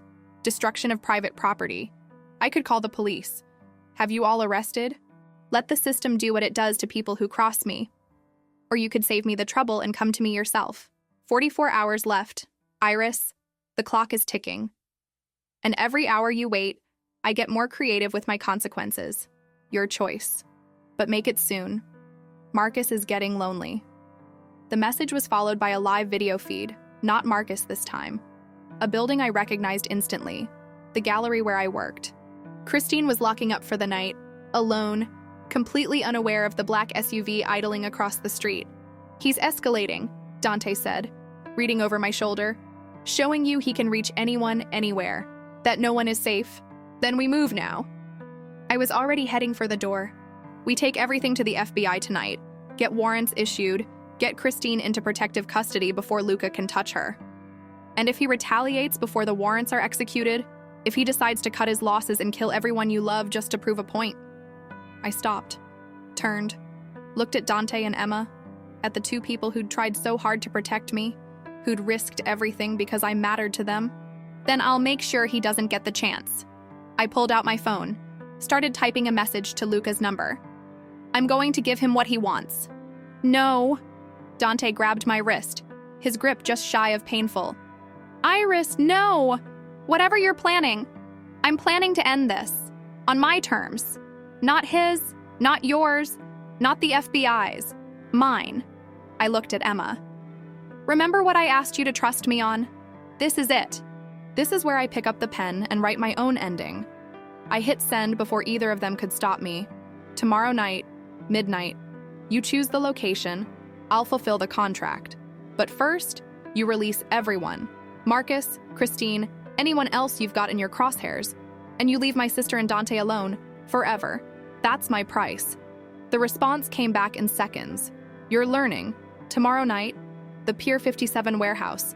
Come alone. Come unarmed. Come ready to honor your mother's debt. And maybe, I'll let your people live to tell the story of how Iris Carter saved them all by knowing her place. I put the phone in my pocket, met Dante's eyes, saw the fury there, and the fear, and something else that looked almost like pride. You can't, he said, but his voice had lost its certainty. I can, and I will, but not the way he thinks. I turned to Emma. I need you to do something for me. Take Mom's letter and every document in that folder to the FBI. Tell them everything. About the debt, about Luca's threats, about where I'm going tomorrow night. Give them exactly 23 hours and 55 minutes to prepare, and then tell them to move. You're using yourself as bait.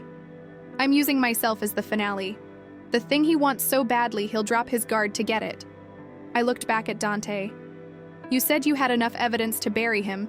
Tomorrow night, when every camera he's got is focused on me, when he thinks he's won, that's when you give it all to the FBI. That's when they raid the warehouse with warrants and wiretaps and everything they need to make it stick.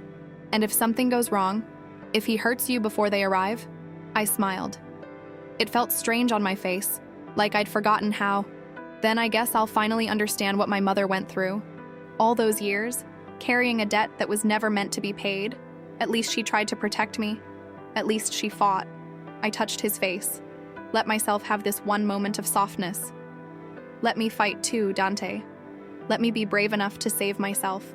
He caught my hand, pressed it against his chest where I could feel his heart beating too fast. I'm coming with you. You can walk in alone, but I'll be there. In the shadows, in the rafters, wherever he can't see me. And if he touches you, if he so much as looks at you wrong, you'll do nothing. You'll let the FBI handle it. You'll trust that I know what I'm doing. I pulled away. Promise me, Dante. Promise you'll let this play out the way it needs to. He looked at me for a long time. Then, slowly, he nodded. I promise. But Iris, I know. You're scared. I'm scared too. I glanced at Emma, at my sister who'd been ready to follow me into every stupid decision I'd ever made. But this is the only way it ends without more people dying. This is how I stop being collateral and start being the person who makes choices. Emma stepped forward, pulled me into a hug so tight it hurt. You better survive this, because if you die playing hero, I'm going to find a way to resurrect you just so I can kill you myself.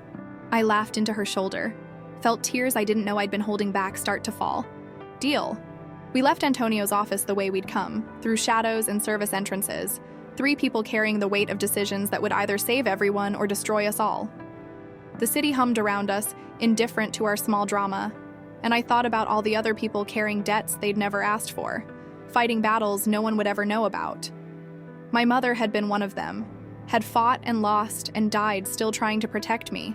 Tomorrow night, I'd find out if I was brave enough to do better. Tomorrow night, one way or another, the debt would finally be paid. The 23 hours before midnight felt both infinite and impossibly short. Time had become elastic, stretching during moments of stillness and compressing when I tried to prepare for what was coming. Emma had taken the documents to the FBI at dawn, her hands shaking as she'd hugged me goodbye. Dante had disappeared into his network of lawyers and federal contacts, building the framework that would either save us all or collapse spectacularly. And I was alone in the Tribeca loft, watching the city wake up and go about its ordinary business, pretending I wasn't about to walk into a warehouse and offer myself as payment for a debt I'd never asked to inherit. The irony wasn't lost on me. I'd spent 2 years running from Marcus, learning how to be invisible, convincing myself that safety meant never being seen. And now I was about to walk directly into the spotlight, let myself be seen by exactly the kind of man I'd learned to avoid. Trust that being visible wouldn't destroy me. My phone had been silent since I'd sent that message to Luca. No threats, no videos, no reminders of the clock ticking down. Just silence, which somehow felt more ominous than his previous escalations, like he'd already won and was just waiting for me to realize it. I made coffee I didn't drink, showered and dressed in jeans and a black sweater, clothes that felt like armor even though they were just cotton and denim, stared at my reflection and tried to see what Dante saw when he looked at me. Something worth saving, worth fighting for, worth burning down an empire to protect. All I saw was my mother's daughter, same dark hair, same gray eyes, same stubborn jaw that had gotten us both into trouble. She'd been 24 when she'd signed that contract, younger than I was now, desperate and afraid and willing to promise anything to save the man she loved. I wondered if she'd known, signing her name next to Antonio's, that she was really signing away her daughter's future. If she'd understood that debts don't die with the debtor, they multiply, metastasize, become something darker than the original sin. Or maybe she'd just been human, flawed and scared and doing the best she could with impossible choices, like I was about to do. Dante arrived at noon with food I couldn't eat and a tension that filled the room like smoke. He didn't try to talk me out of it again. We were past that. Past the point where words could change the trajectory we were on. Instead, he sat beside me on the couch and said, "Tell me about her, your mother." I looked at him, surprised. Why? Because in 12 hours, you're going to walk into that warehouse carrying her debt. The least I can do is know who she was, what she meant to you. He leaned back, his profile sharp against the afternoon light. And because I need to understand why you think this is the only way. So I told him about my mother's laugh, too loud, too free for someone carrying the weight she carried, about the way she'd worked 3 jobs but still made it to every school play, every parent-teacher conference, every moment that mattered, about finding her asleep at the kitchen table at 2 a.m, bills spread out like tarot cards, her hand still holding a pen. And she never told me about the debt, I said quietly. Never told me we were living under Antonio Brennan's shadow. I thought we were just poor. I thought that was normal. The constant moving, the way she'd tense up when certain cars drove past, the envelope of cash she kept hidden in the flour canister for emergencies. She was protecting you. She was lying to me. There's a difference. I pulled my knees to my chest. After she died, I found all these envelopes in her things. Bills from collection agencies, letters from lawyers, warnings about consequences if she didn't pay. She'd hidden them all. Let me think we were fine while she was drowning. And you're angry about that. I'm furious about that. The admission came out raw, unexpected. Because if she'd told me, if she'd just been honest about what we were dealing with, maybe I could have helped. Maybe we could have found a way out together. Instead, she spent 18 years suffering alone, and I spent those same years completely oblivious. Dante was quiet for a long moment. Then, my father did the same thing. Built an empire on violence and called it protection. Kept me separate from the worst of it. Taught me the business without teaching me the cost. By the time I understood what he'd really been doing, he was dead, and I'd inherited an operation I hadn't chosen but couldn't escape. I looked at him. Really looked. Saw past the expensive clothes and the controlled violence to the boy who'd learned too late that his father's gifts came with invisible strings. Is that why you wanted to go legitimate? Build something clean? Partly. Mostly, I just got tired of being afraid. He met my eyes. Afraid of arrest, of assassination, of waking up one day and realizing I'd become exactly what I'd always hated. Your mother spent 18 years running from a debt. I've spent 10 years running from a legacy. We're not so different, you and I. Both trying to escape debts we never agreed to carry. Except I'm about to stop running. No. He shifted closer, his voice intense. You're about to make a choice. That's different. Running is passive. It's letting fear dictate your direction. Choosing is active. It's saying, I see the danger, I understand the cost, and I'm doing this anyway because it's what I believe is right. And you think what I'm doing is right? He looked away. I think what you're doing is brave. I think it's selfless and terrifying and probably going to give me a heart attack, but right? He laughed, bitter. I don't know anymore what right looks like. I just know I can't watch you walk into that warehouse without telling you that you've changed something in me. Made me believe that maybe being seen isn't always dangerous. That maybe letting someone matter is worth the risk. The words settled between us. Too honest to dismiss. Too weighted to examine too closely. I wanted to tell him he'd changed something in me too. That his presence had become a kind of gravity I couldn't escape. Pulling me toward a future I hadn't known I wanted. That being protected by him had felt less like imprisonment and more like coming home. But saying those things felt like tempting fate. Like admitting them out loud would make them vulnerable to whatever was coming at midnight. So instead I said, promise me something? Anything. If this goes wrong, if Luca doesn't play by the rules, if the FBI doesn't arrive in time, promise you won't blame yourself. Promise you'll let Emma tell you about my mother's laugh, about the good parts, about who I was before all this. I took his hand. Promise you won't let this be the only story you remember about me. His fingers tightened around mine. It won't go wrong. Dante. It won't. He pulled me against his chest, his arms wrapping around me with a fierceness that felt like a vow. Because I won't let it. Because 20 federal agents are going to be in position by 11:30. Because Luca Brennan is about to learn that some debts can't be collected, no matter how much legal paperwork backs them up. I let myself have this. His certainty, his warmth, the steady beat of his heart against my ear. Let myself believe that maybe he was right. That maybe I'd walk into that warehouse and walk back out, free of debts and ghosts and the weight of my mother's choices. Or maybe I wouldn't. Maybe this was the moment where I finally understood what she'd gone through.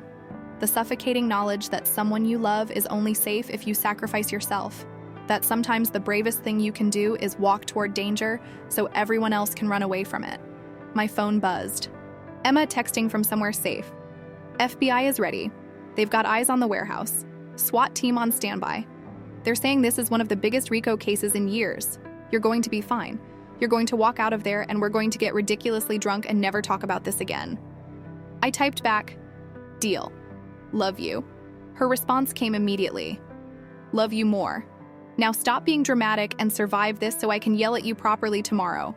The hours crawled by. Dante made calls, coordinated with his lawyers, ensured every piece of evidence was properly filed and documented. I watched the sun set over Manhattan, painting the sky in shades of orange and purple that felt too beautiful for what was coming. At 10, Dante turned to me. There's still time to change your mind. We could run, take Emma, disappear, start over somewhere Luca can't reach. And spend the rest of our lives looking over our shoulders, never staying in one place long enough to build anything real. I shook my head. My mother did that for 18 years. I watched it kill her slowly, day by day, until there was nothing left but exhaustion and debt. I won't do the same, even if it costs you everything. Especially then, because at least I'll know I chose, that I wasn't just swept along by other people's decisions. I stood, grabbed my jacket. It's time. He didn't argue, just nodded, his face carved from something harder than stone, and led me to the car. The drive to Pier 57 felt surreal. Streets I'd walked 1,000 times suddenly looked foreign, like I was seeing them through glass. Dante didn't speak, just kept one hand on the wheel and one on my knee, his touch the only thing keeping me tethered to reality. We parked 3 blocks away. The warehouse loomed ahead, a hulking shadow against the Hudson River, windows dark except for a single light on the ground floor. "The FBI is in position," Dante said, checking his phone. 3 teams, snipers on the adjacent buildings, SWAT in unmarked vans. They move the second Luca admits to coercion or makes a threat. All you have to do is keep him talking until then. And if he doesn't talk, if he just... I couldn't finish the thought. Then I come in.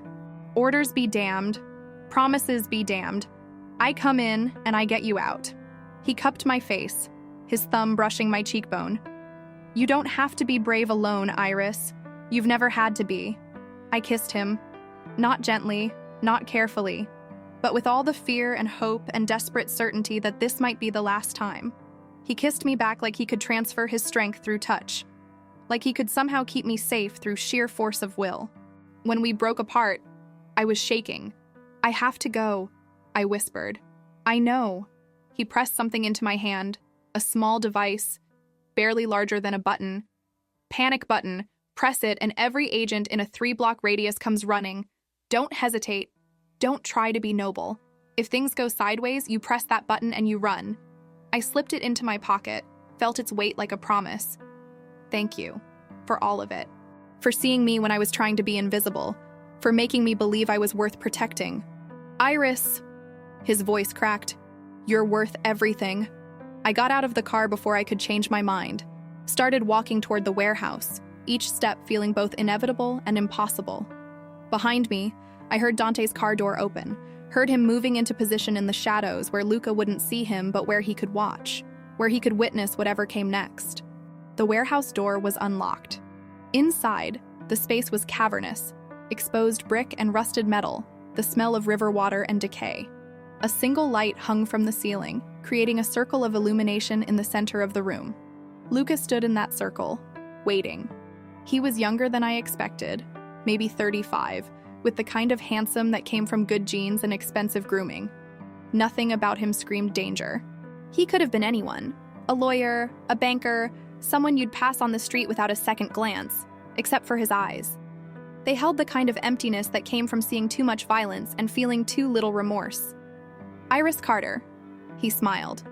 "Right on time. I appreciate punctuality. Where are they?" My voice came out steadier than I felt. "Marcus, Christine, everyone you threatened. Safe, for now. Waiting to see if you honor your mother's debt like a good daughter should." He gestured to a chair in the circle of light. "Sit. We have things to discuss." "I'd rather stand. I'd rather you sit." The pleasantness drained from his voice. "This is my show, Iris. You play by my rules or people start dying. Starting with your sister's charming boss at the hospital. What was her name? Dr. Patricia Chen. Such a shame if something happened to her on her drive home tonight." I sat.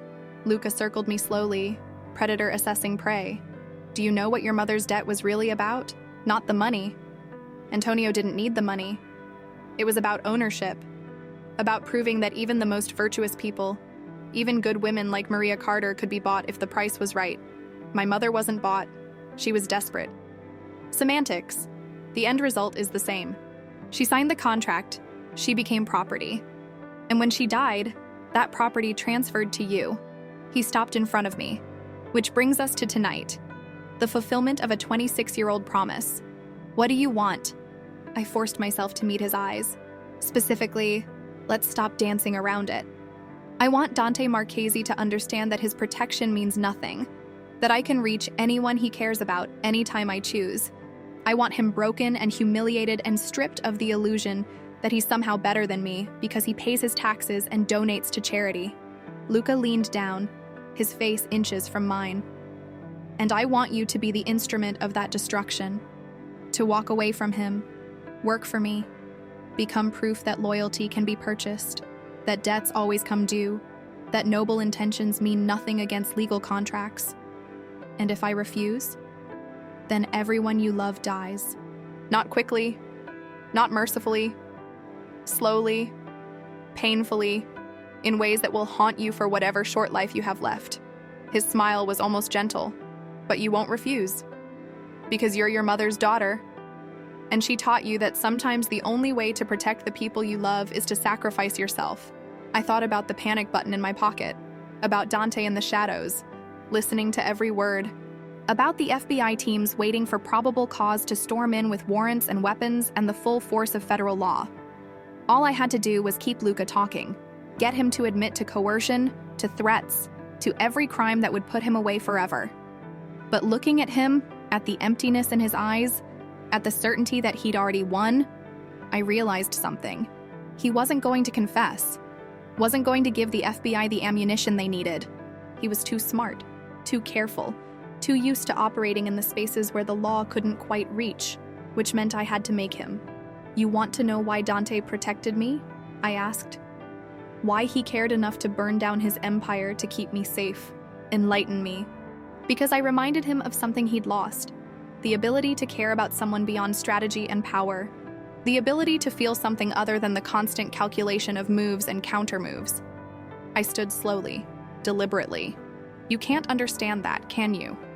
What it feels like to matter to someone not because you're useful, but because you're you. His expression darkened.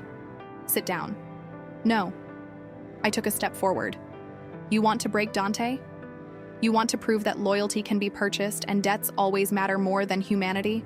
Then you're going to have to actually break me, not coerce me, not threaten people I love, actually destroy who I am. And I don't think you can do that. You're testing me. I'm calling your bluff. You think I'm property because my mother signed a contract 26 years ago. You think a piece of paper makes me yours? I laughed, and it came out sharp, almost wild. My mother didn't just teach me to sacrifice myself, she taught me to survive, to endure, to outlast the men who thought they owned her. Luca's hand shot out, grabbed my throat. Not squeezing, not yet. Just a reminder of how quickly he could hurt me. You're very brave for someone who's about to watch her sister die. Am I? I met his eyes. Because from where I'm standing, you're the one who's scared. Scared that Dante was right to walk away from you. Scared that being legitimate means more than being powerful. Scared that maybe your father knew something you don't about which debts are worth keeping. His grip tightened. I felt my airway constrict, felt panic flutter in my chest like a caged bird. And then, chaos. The warehouse exploded with sound and motion. Doors I hadn't seen burst open. FBI, hands in the air, release the hostage. Luca's hand dropped from my throat. For one moment, I saw something like surprise cross his face. Then calculation. Then rage. You brought them, he hissed. You actually thought you could... I thought I could end this. And I was right. I stumbled backward as federal agents swarmed the space, weapons drawn, voices overlapping in controlled chaos. You're under arrest, Luca, for coercion, for extortion, for every crime you thought you were too smart to get caught committing. An agent, SAC Morrison, her badge said, was suddenly beside me. Miss Carter, are you hurt? No. I looked around wildly, searching for Dante in the confusion. Where is he? If you're referring to Dante Marchese, he's being debriefed by my team. He provided the evidence that made this raid possible. She guided me toward the door, her hand gentle but firm. You did good tonight. Kept him talking, got him to make threats on tape. We have everything we need to put him away for a very long time. I should have felt relief, victory, the clean satisfaction of justice served. Instead, I just felt exhausted, like I'd been holding my breath for 26 years and had finally exhaled. Outside, the pier was ablaze with lights, federal vehicles, SWAT vans, the organized, controlled chaos of a major bust. Dante was there, talking to a cluster of agents, his face drawn and gray in the harsh illumination. When he saw me, everything else ceased to exist. He crossed the distance between us in seconds, pulled me against him so hard it hurt, buried his face in my hair. I heard everything, he said, his voice rough. When he grabbed you, when I heard you stop breathing, I almost... But you didn't. You let the FBI do their job. You let it play out. I pulled back enough to see his face. It's over, Dante. Really over. Is it? He cupped my face in both hands. Because Luca's lawyers are already here. He'll be out on bail by morning. He'll appeal, fight every charge, drag this through courts for years. Men like him don't just disappear because they get arrested. Maybe not. But men like him also don't get to collect on debts that should have been forgiven. I pulled out my phone, showed him the message Emma had sent an hour ago. FBI found them. The forgiveness papers? They were in Luca's safe, hidden but not destroyed.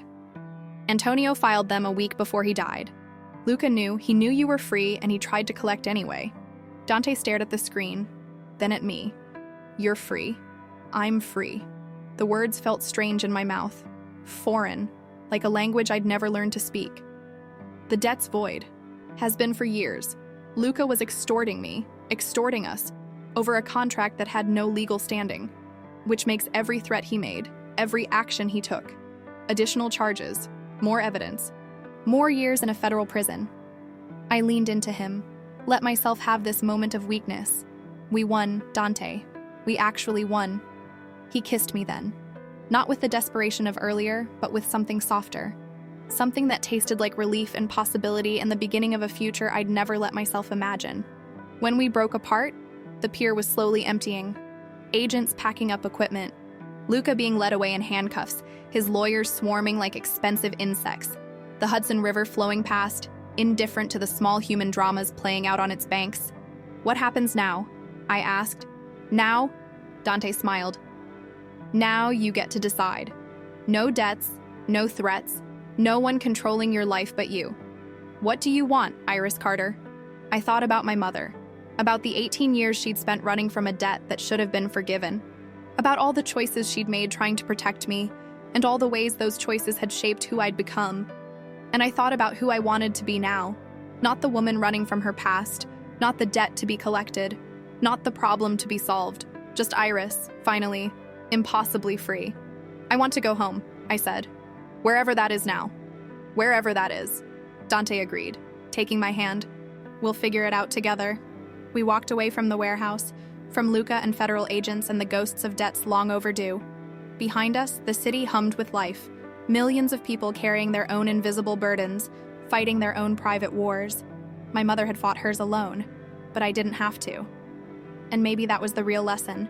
Not about bravery or sacrifice or the cost of protection, but about letting yourself be seen. About trusting that being vulnerable doesn't mean being weak. About learning that sometimes the most dangerous thing you can do, and the most necessary, is let someone see you, really see you, and choose to stay anyway.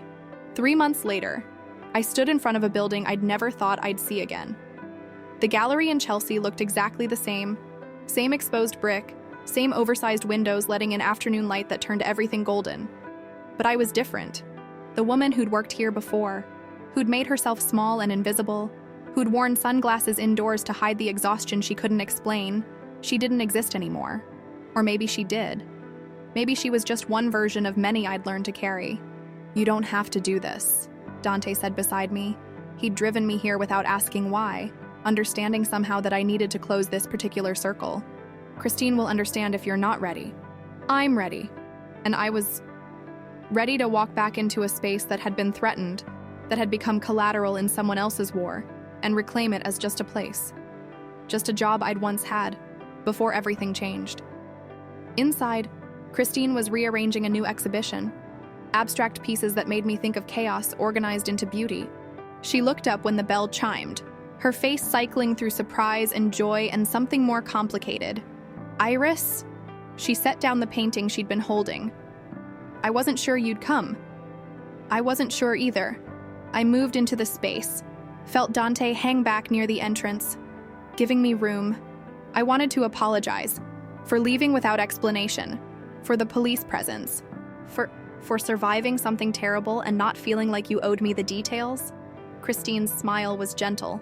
The FBI told me enough, that you were being targeted, that you helped take down a major criminal operation, that you were braver than any of us knew. She crossed to me, pulled me into a hug that smelled like turpentine and expensive perfume. I'm just glad you're okay. That's all that matters. I'm more than okay. The words surprised me with their truth. I think I'm actually happy. Good. You deserve that. She pulled back, studied my face. You look different, not just physically, though you're obviously sleeping better. Something deeper. I stopped hiding. It was the simplest way to explain the past 3 months. The therapy sessions where I'd finally talked about Marcus, about my mother, about carrying debts I'd never asked for. The dinners with Emma where we'd sorted through our childhood, finding the good buried beneath the weight. The mornings waking up next to Dante, learning that being seen didn't mean being vulnerable to attack. Turns out that takes up a lot less energy than I thought, Christine laughed. I'm still hiring, you know. If you want your job back, no pressure, no expectations, just the gallery's not the same without you. I looked around at the space I'd occupied for 2 years, at the desk where I'd hidden bills in the corner where I'd eaten lunch alone, at the life I'd built out of scraps and survival instinct. It had been good. It had been enough. It had been all I'd thought I deserved, but it wasn't anymore. Thank you, I said honestly, but I think I need something different now, something that's mine from the beginning, not something I stumbled into while trying to disappear. What will you do? It was the question everyone had been asking. Emma, curious and supportive, Dante, careful not to influence my decision, the FBI victim's advocate who'd helped me navigate the aftermath of Luca's arrest, and the revelation that my debt had been void for years. What will you do now that you're free? I'm going back to school, I said. The decision had crystallized slowly, like frost forming on a window. Social work. I want to help people who are carrying debts they didn't ask for, not financial debts, but the other kind. The ones that come from surviving things that should have killed them. Christine's eyes softened. That's perfect. You'll be amazing at that. Maybe. Or maybe I'll fail spectacularly. But at least it'll be my failure, not someone else's debt I'm trying to pay off. I squeezed her hand. Thank you. For giving me a place to land when I needed it. For not asking questions I wasn't ready to answer. Anytime, and Iris, the door's always open. If you need anything, if you just want to come look at overpriced art and remember simpler times, your family. Family. The word settled warm in my chest. Not blood family, not obligation family, but chosen family. The kind you build from people who see you at your worst and decide you're worth keeping anyway. Outside, Dante was leaning against his car, a different one now. Something lower key than the black SUVs that had marked my life for those intense weeks. He'd changed too, I realized. Less sharp edges, more ease in how he carried himself, like he'd been holding his breath for years and finally remembered how to exhale. How did it go? He asked. Good. Right. I slid into the passenger seat. Where to now? That depends. He started the engine but didn't pull away from the curb. I have something to show you, but only if you're ready. Cryptic. I thought we were done with secrets. Not a secret, a surprise. There's a difference? He glanced at me, something almost nervous in his expression. Do you trust me? 3 months ago, that question would have been complicated. Weighted with all the ways he'd orchestrated my life without my knowledge, protected me without permission, made decisions that should have been mine to make. Now, it was simple. Yes, I said. I trust you. We drove north, out of Manhattan and into the Bronx, then further into Westchester. The city fell away, replaced by suburbs and then actual trees, actual sky unbroken by buildings. Dante was quiet beside me, his hand resting on my knee, his thumb drawing absent patterns that felt like a language we were still learning to speak. Finally, he turned down a gravel driveway that led to a house I'd never seen before. Not massive, not a mansion, but substantial. Old stone and wide windows, gardens that had been tended but not manicured. The kind of place that felt lived in and loved. What is this? I asked. It was my mother's. He cut the engine, stared at the house like it might disappear. She bought it years before she met my father, back when she was a teacher and thought she'd spend her life grading papers and tending roses. When she married him, moved into his world, she kept it. Her escape plan, she called it, the place she'd run if things got too dark. Did she ever run? No. She died when I was 12. Cancer. My father sold most of her things, but he could never quite bring himself to sell this place. When he died, It passed to me. Dante looked at me. I've never brought anyone here. Never even came myself until last month. But I kept thinking about what you said, about wanting something that's yours from the beginning. And I thought, he stopped. Started again. I thought maybe we could make it ours. Not mine that I'm sharing, ours that we build together. The offer hung between us, enormous in its implications. This wasn't just about a house. It was about permanence, about futures, about choosing to build something instead of just surviving day to day. Dante, I didn't know how to finish. I'm 26. I'm about to be a broke grad student. I've got student loans and therapy bills and a sister who's going to need help with her own place once she finishes her nursing degree. I'm not asking you to contribute financially. I'm asking you to help me figure out what home means. He took my hand. I've lived in penthouses and safe houses and spaces designed to intimidate or impress. But I've never had a home. Never had someone to come back to at the end of the day who didn't care about what I'd built or what I could provide, who just wanted me. I want you, I said softly. I've wanted you since that night at the Emerald Room, when you stood over me with fury in your eyes that wasn't directed at me at all. When you saw me, really saw me, when I'd spent 2 years trying to be invisible. Then see this. See what we could build if we're brave enough to try. He got out of the car, came around to open my door. No pressure, no expectations, just possibility. We walked through the house together, room by room, and I felt something shift inside me with each space we explored. The kitchen with its large windows overlooking a garden that had gone wild. The library with built-in shelves and a fireplace that looked like it had witnessed countless quiet evenings. The bedroom upstairs with its sloped ceiling and view of actual stars, not the light-polluted sky of Manhattan. In each room, Dante told me stories, his mother reading to him in the library, his father, rare in his vulnerability, teaching him to cook in that kitchen. The summers he'd spent here as a child, before his father's world had consumed everything. And in each room, I imagined our own stories. Me studying at the kitchen table while Dante made coffee. Emma visiting for holidays, her laughter filling spaces that had been silent too long. Quiet mornings and chaotic evenings, and all the ordinary moments that make up a life.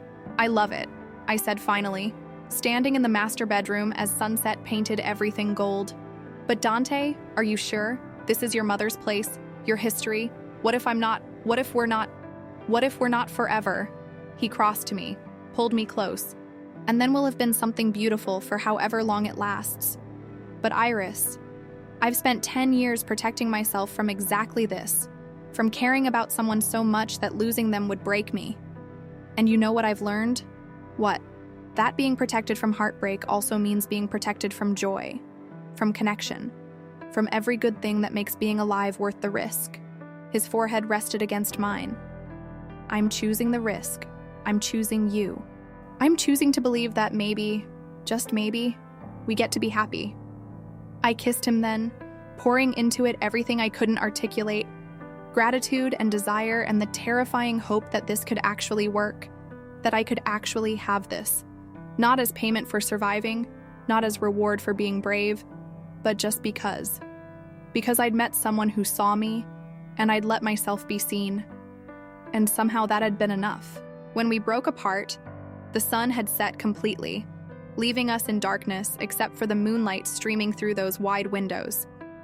I need to tell you something, I said. Something I've been afraid to say because saying it out loud makes it real.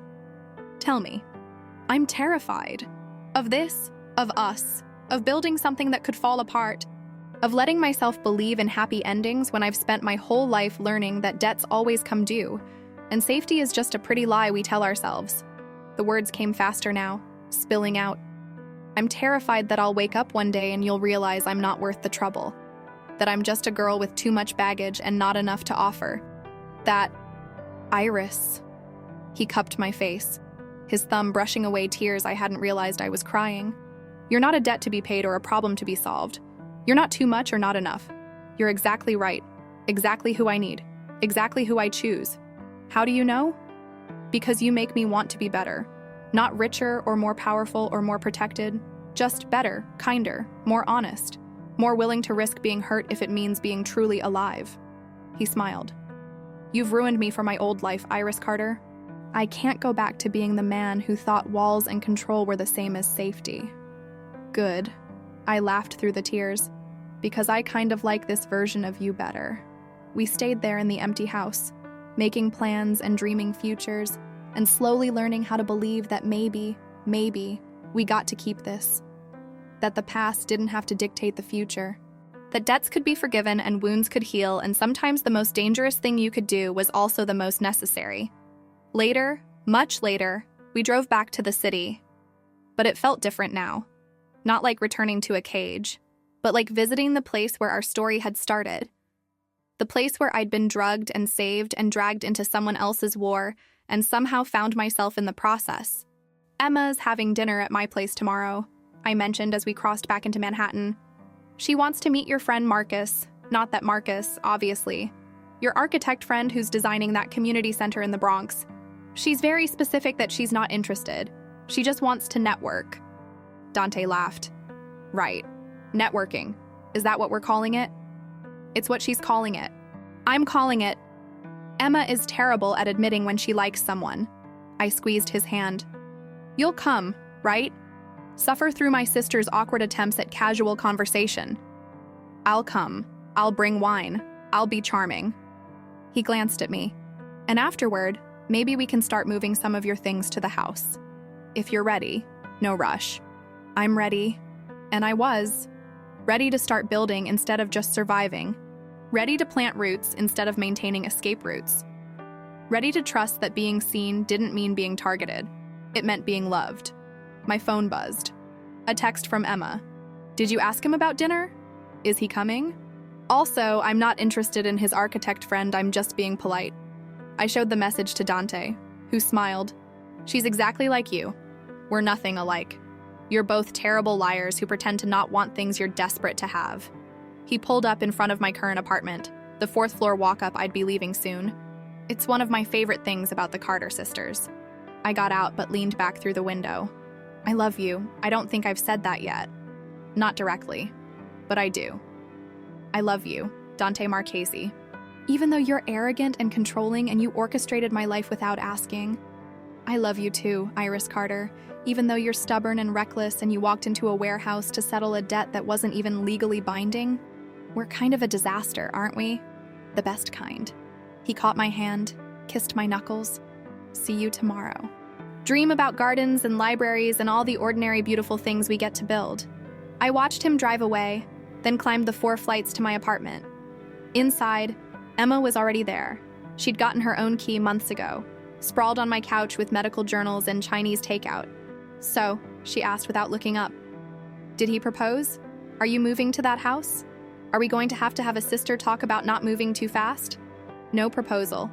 Yes, moving, slowly, and we're already having the sister talk. I collapsed beside her, stealing a dumpling from her container. He showed me the house, his mother's place. It's perfect. Windows and gardens and space to breathe. And you're sure? You're really sure about him? She set down her journal, turned to face me. Because I love you, and I will support whatever you decide. But I also remember Marcus. I remember picking you up from the hospital and promising I'd kill him if he ever came near you again. So I need to know, is Dante different? Or is he just better at hiding the same darkness? It was the question I'd been asking myself for 3 months. The question my therapist had gently probed during our sessions. The question that didn't have a simple answer because people are complicated, and trauma makes us see danger in places that are actually safe. He's different, I said finally. Not perfect. He's still arrogant and controlling, and he thinks his way is always the right way. But Marcus hurt me because it made him feel powerful. Dante protects me because he's terrified of anyone making me feel the way Marcus did. I met her eyes. The difference is consent. Choice. The fact that when I tell Dante to back off, he does. When I say I need space, he gives it to me. He doesn't love me because I'm broken and need fixing. He loves me because I survived and kept going anyway. Emma studied me for a long moment. Then she nodded. Okay, I trust you. And I trust that you know the difference now between protection and possession. She smiled. Besides, he's kind of grown on me. Anyone who coordinates with the FBI to take down a crime boss just to keep you safe gets points in my book. He did that for himself too. To get out from under his father's legacy. Sure. But he could have done it years ago. He did it now because you gave him a reason to want something different. She bumped my shoulder. You changed him, Iris. That's not nothing. We sat there eating stolen dumplings and talking about futures we never thought we'd get to have. Emma's plans for after nursing school, maybe travel nursing, maybe Doctors Without Borders, maybe just finding a position at a hospital where she could make a difference. My plans for grad school, for building a practice helping people who were carrying invisible debts. And underneath all of it, the unspoken acknowledgement that we'd survived. Both of us. We'd survived our mother's choices and our own traumas and the weight of expectations we'd never asked to carry. We'd survived and we were here, sitting on a secondhand couch in a fourth-floor walk-up, planning futures instead of just trying to make it through the next day. Mom would be proud, Emma said quietly. Of both of us. Of how we turned out despite everything. Or because of everything. I leaned my head on her shoulder. She tried to protect me from the debt, spent 18 years killing herself to keep me safe.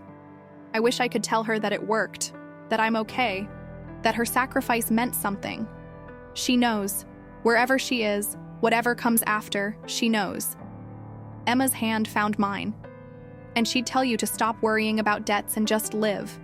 To take the happiness Dante's offering and build something beautiful with it. Is that what you'd tell me?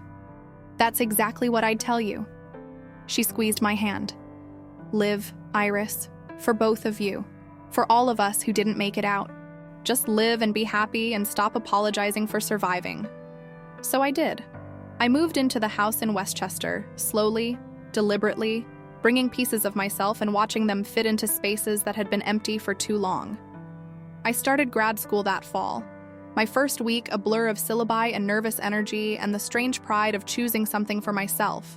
I watched Emma meet Marcus, the architect, not the monster, and saw something bloom between them that looked like hope, learning to trust again. And I learned, day by day, what it meant to be with Dante Marchesi, not as a debt or a problem or someone needing protection, but as a partner, an equal, someone who'd walked through fire and come out holding something worth keeping. On a Tuesday in October, exactly 1 year after that night at the Emerald Room, I woke up in our house to find Dante already awake, watching me with an expression I'd learned to recognize as contentment. What? I asked, smiling. Nothing. Everything. Just this. He pulled me closer. I keep waiting for the other shoe to drop. For you to wake up one day and realize you could do better. That you don't need someone with my history, my baggage, my tendency to solve problems with money instead of conversation. Are you fishing for compliments?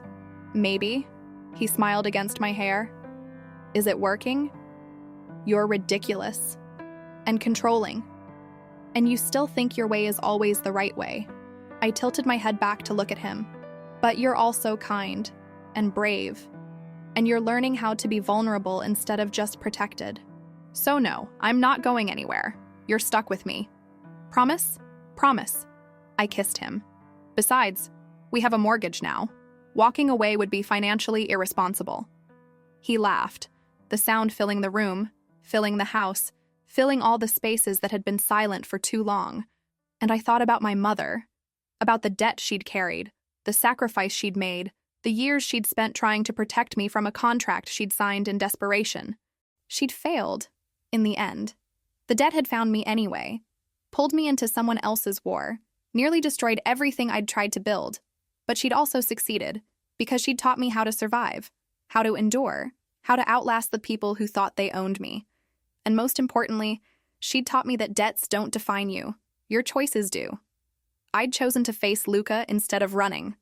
Chosen to trust Dante instead of staying isolated. Chosen to believe in futures instead of just surviving presents. Chosen to let myself be seen, really seen, by someone who could hurt me but chose to love me instead. And in the end, that had made all the difference. They say facing danger is how you get lost. I learned the opposite.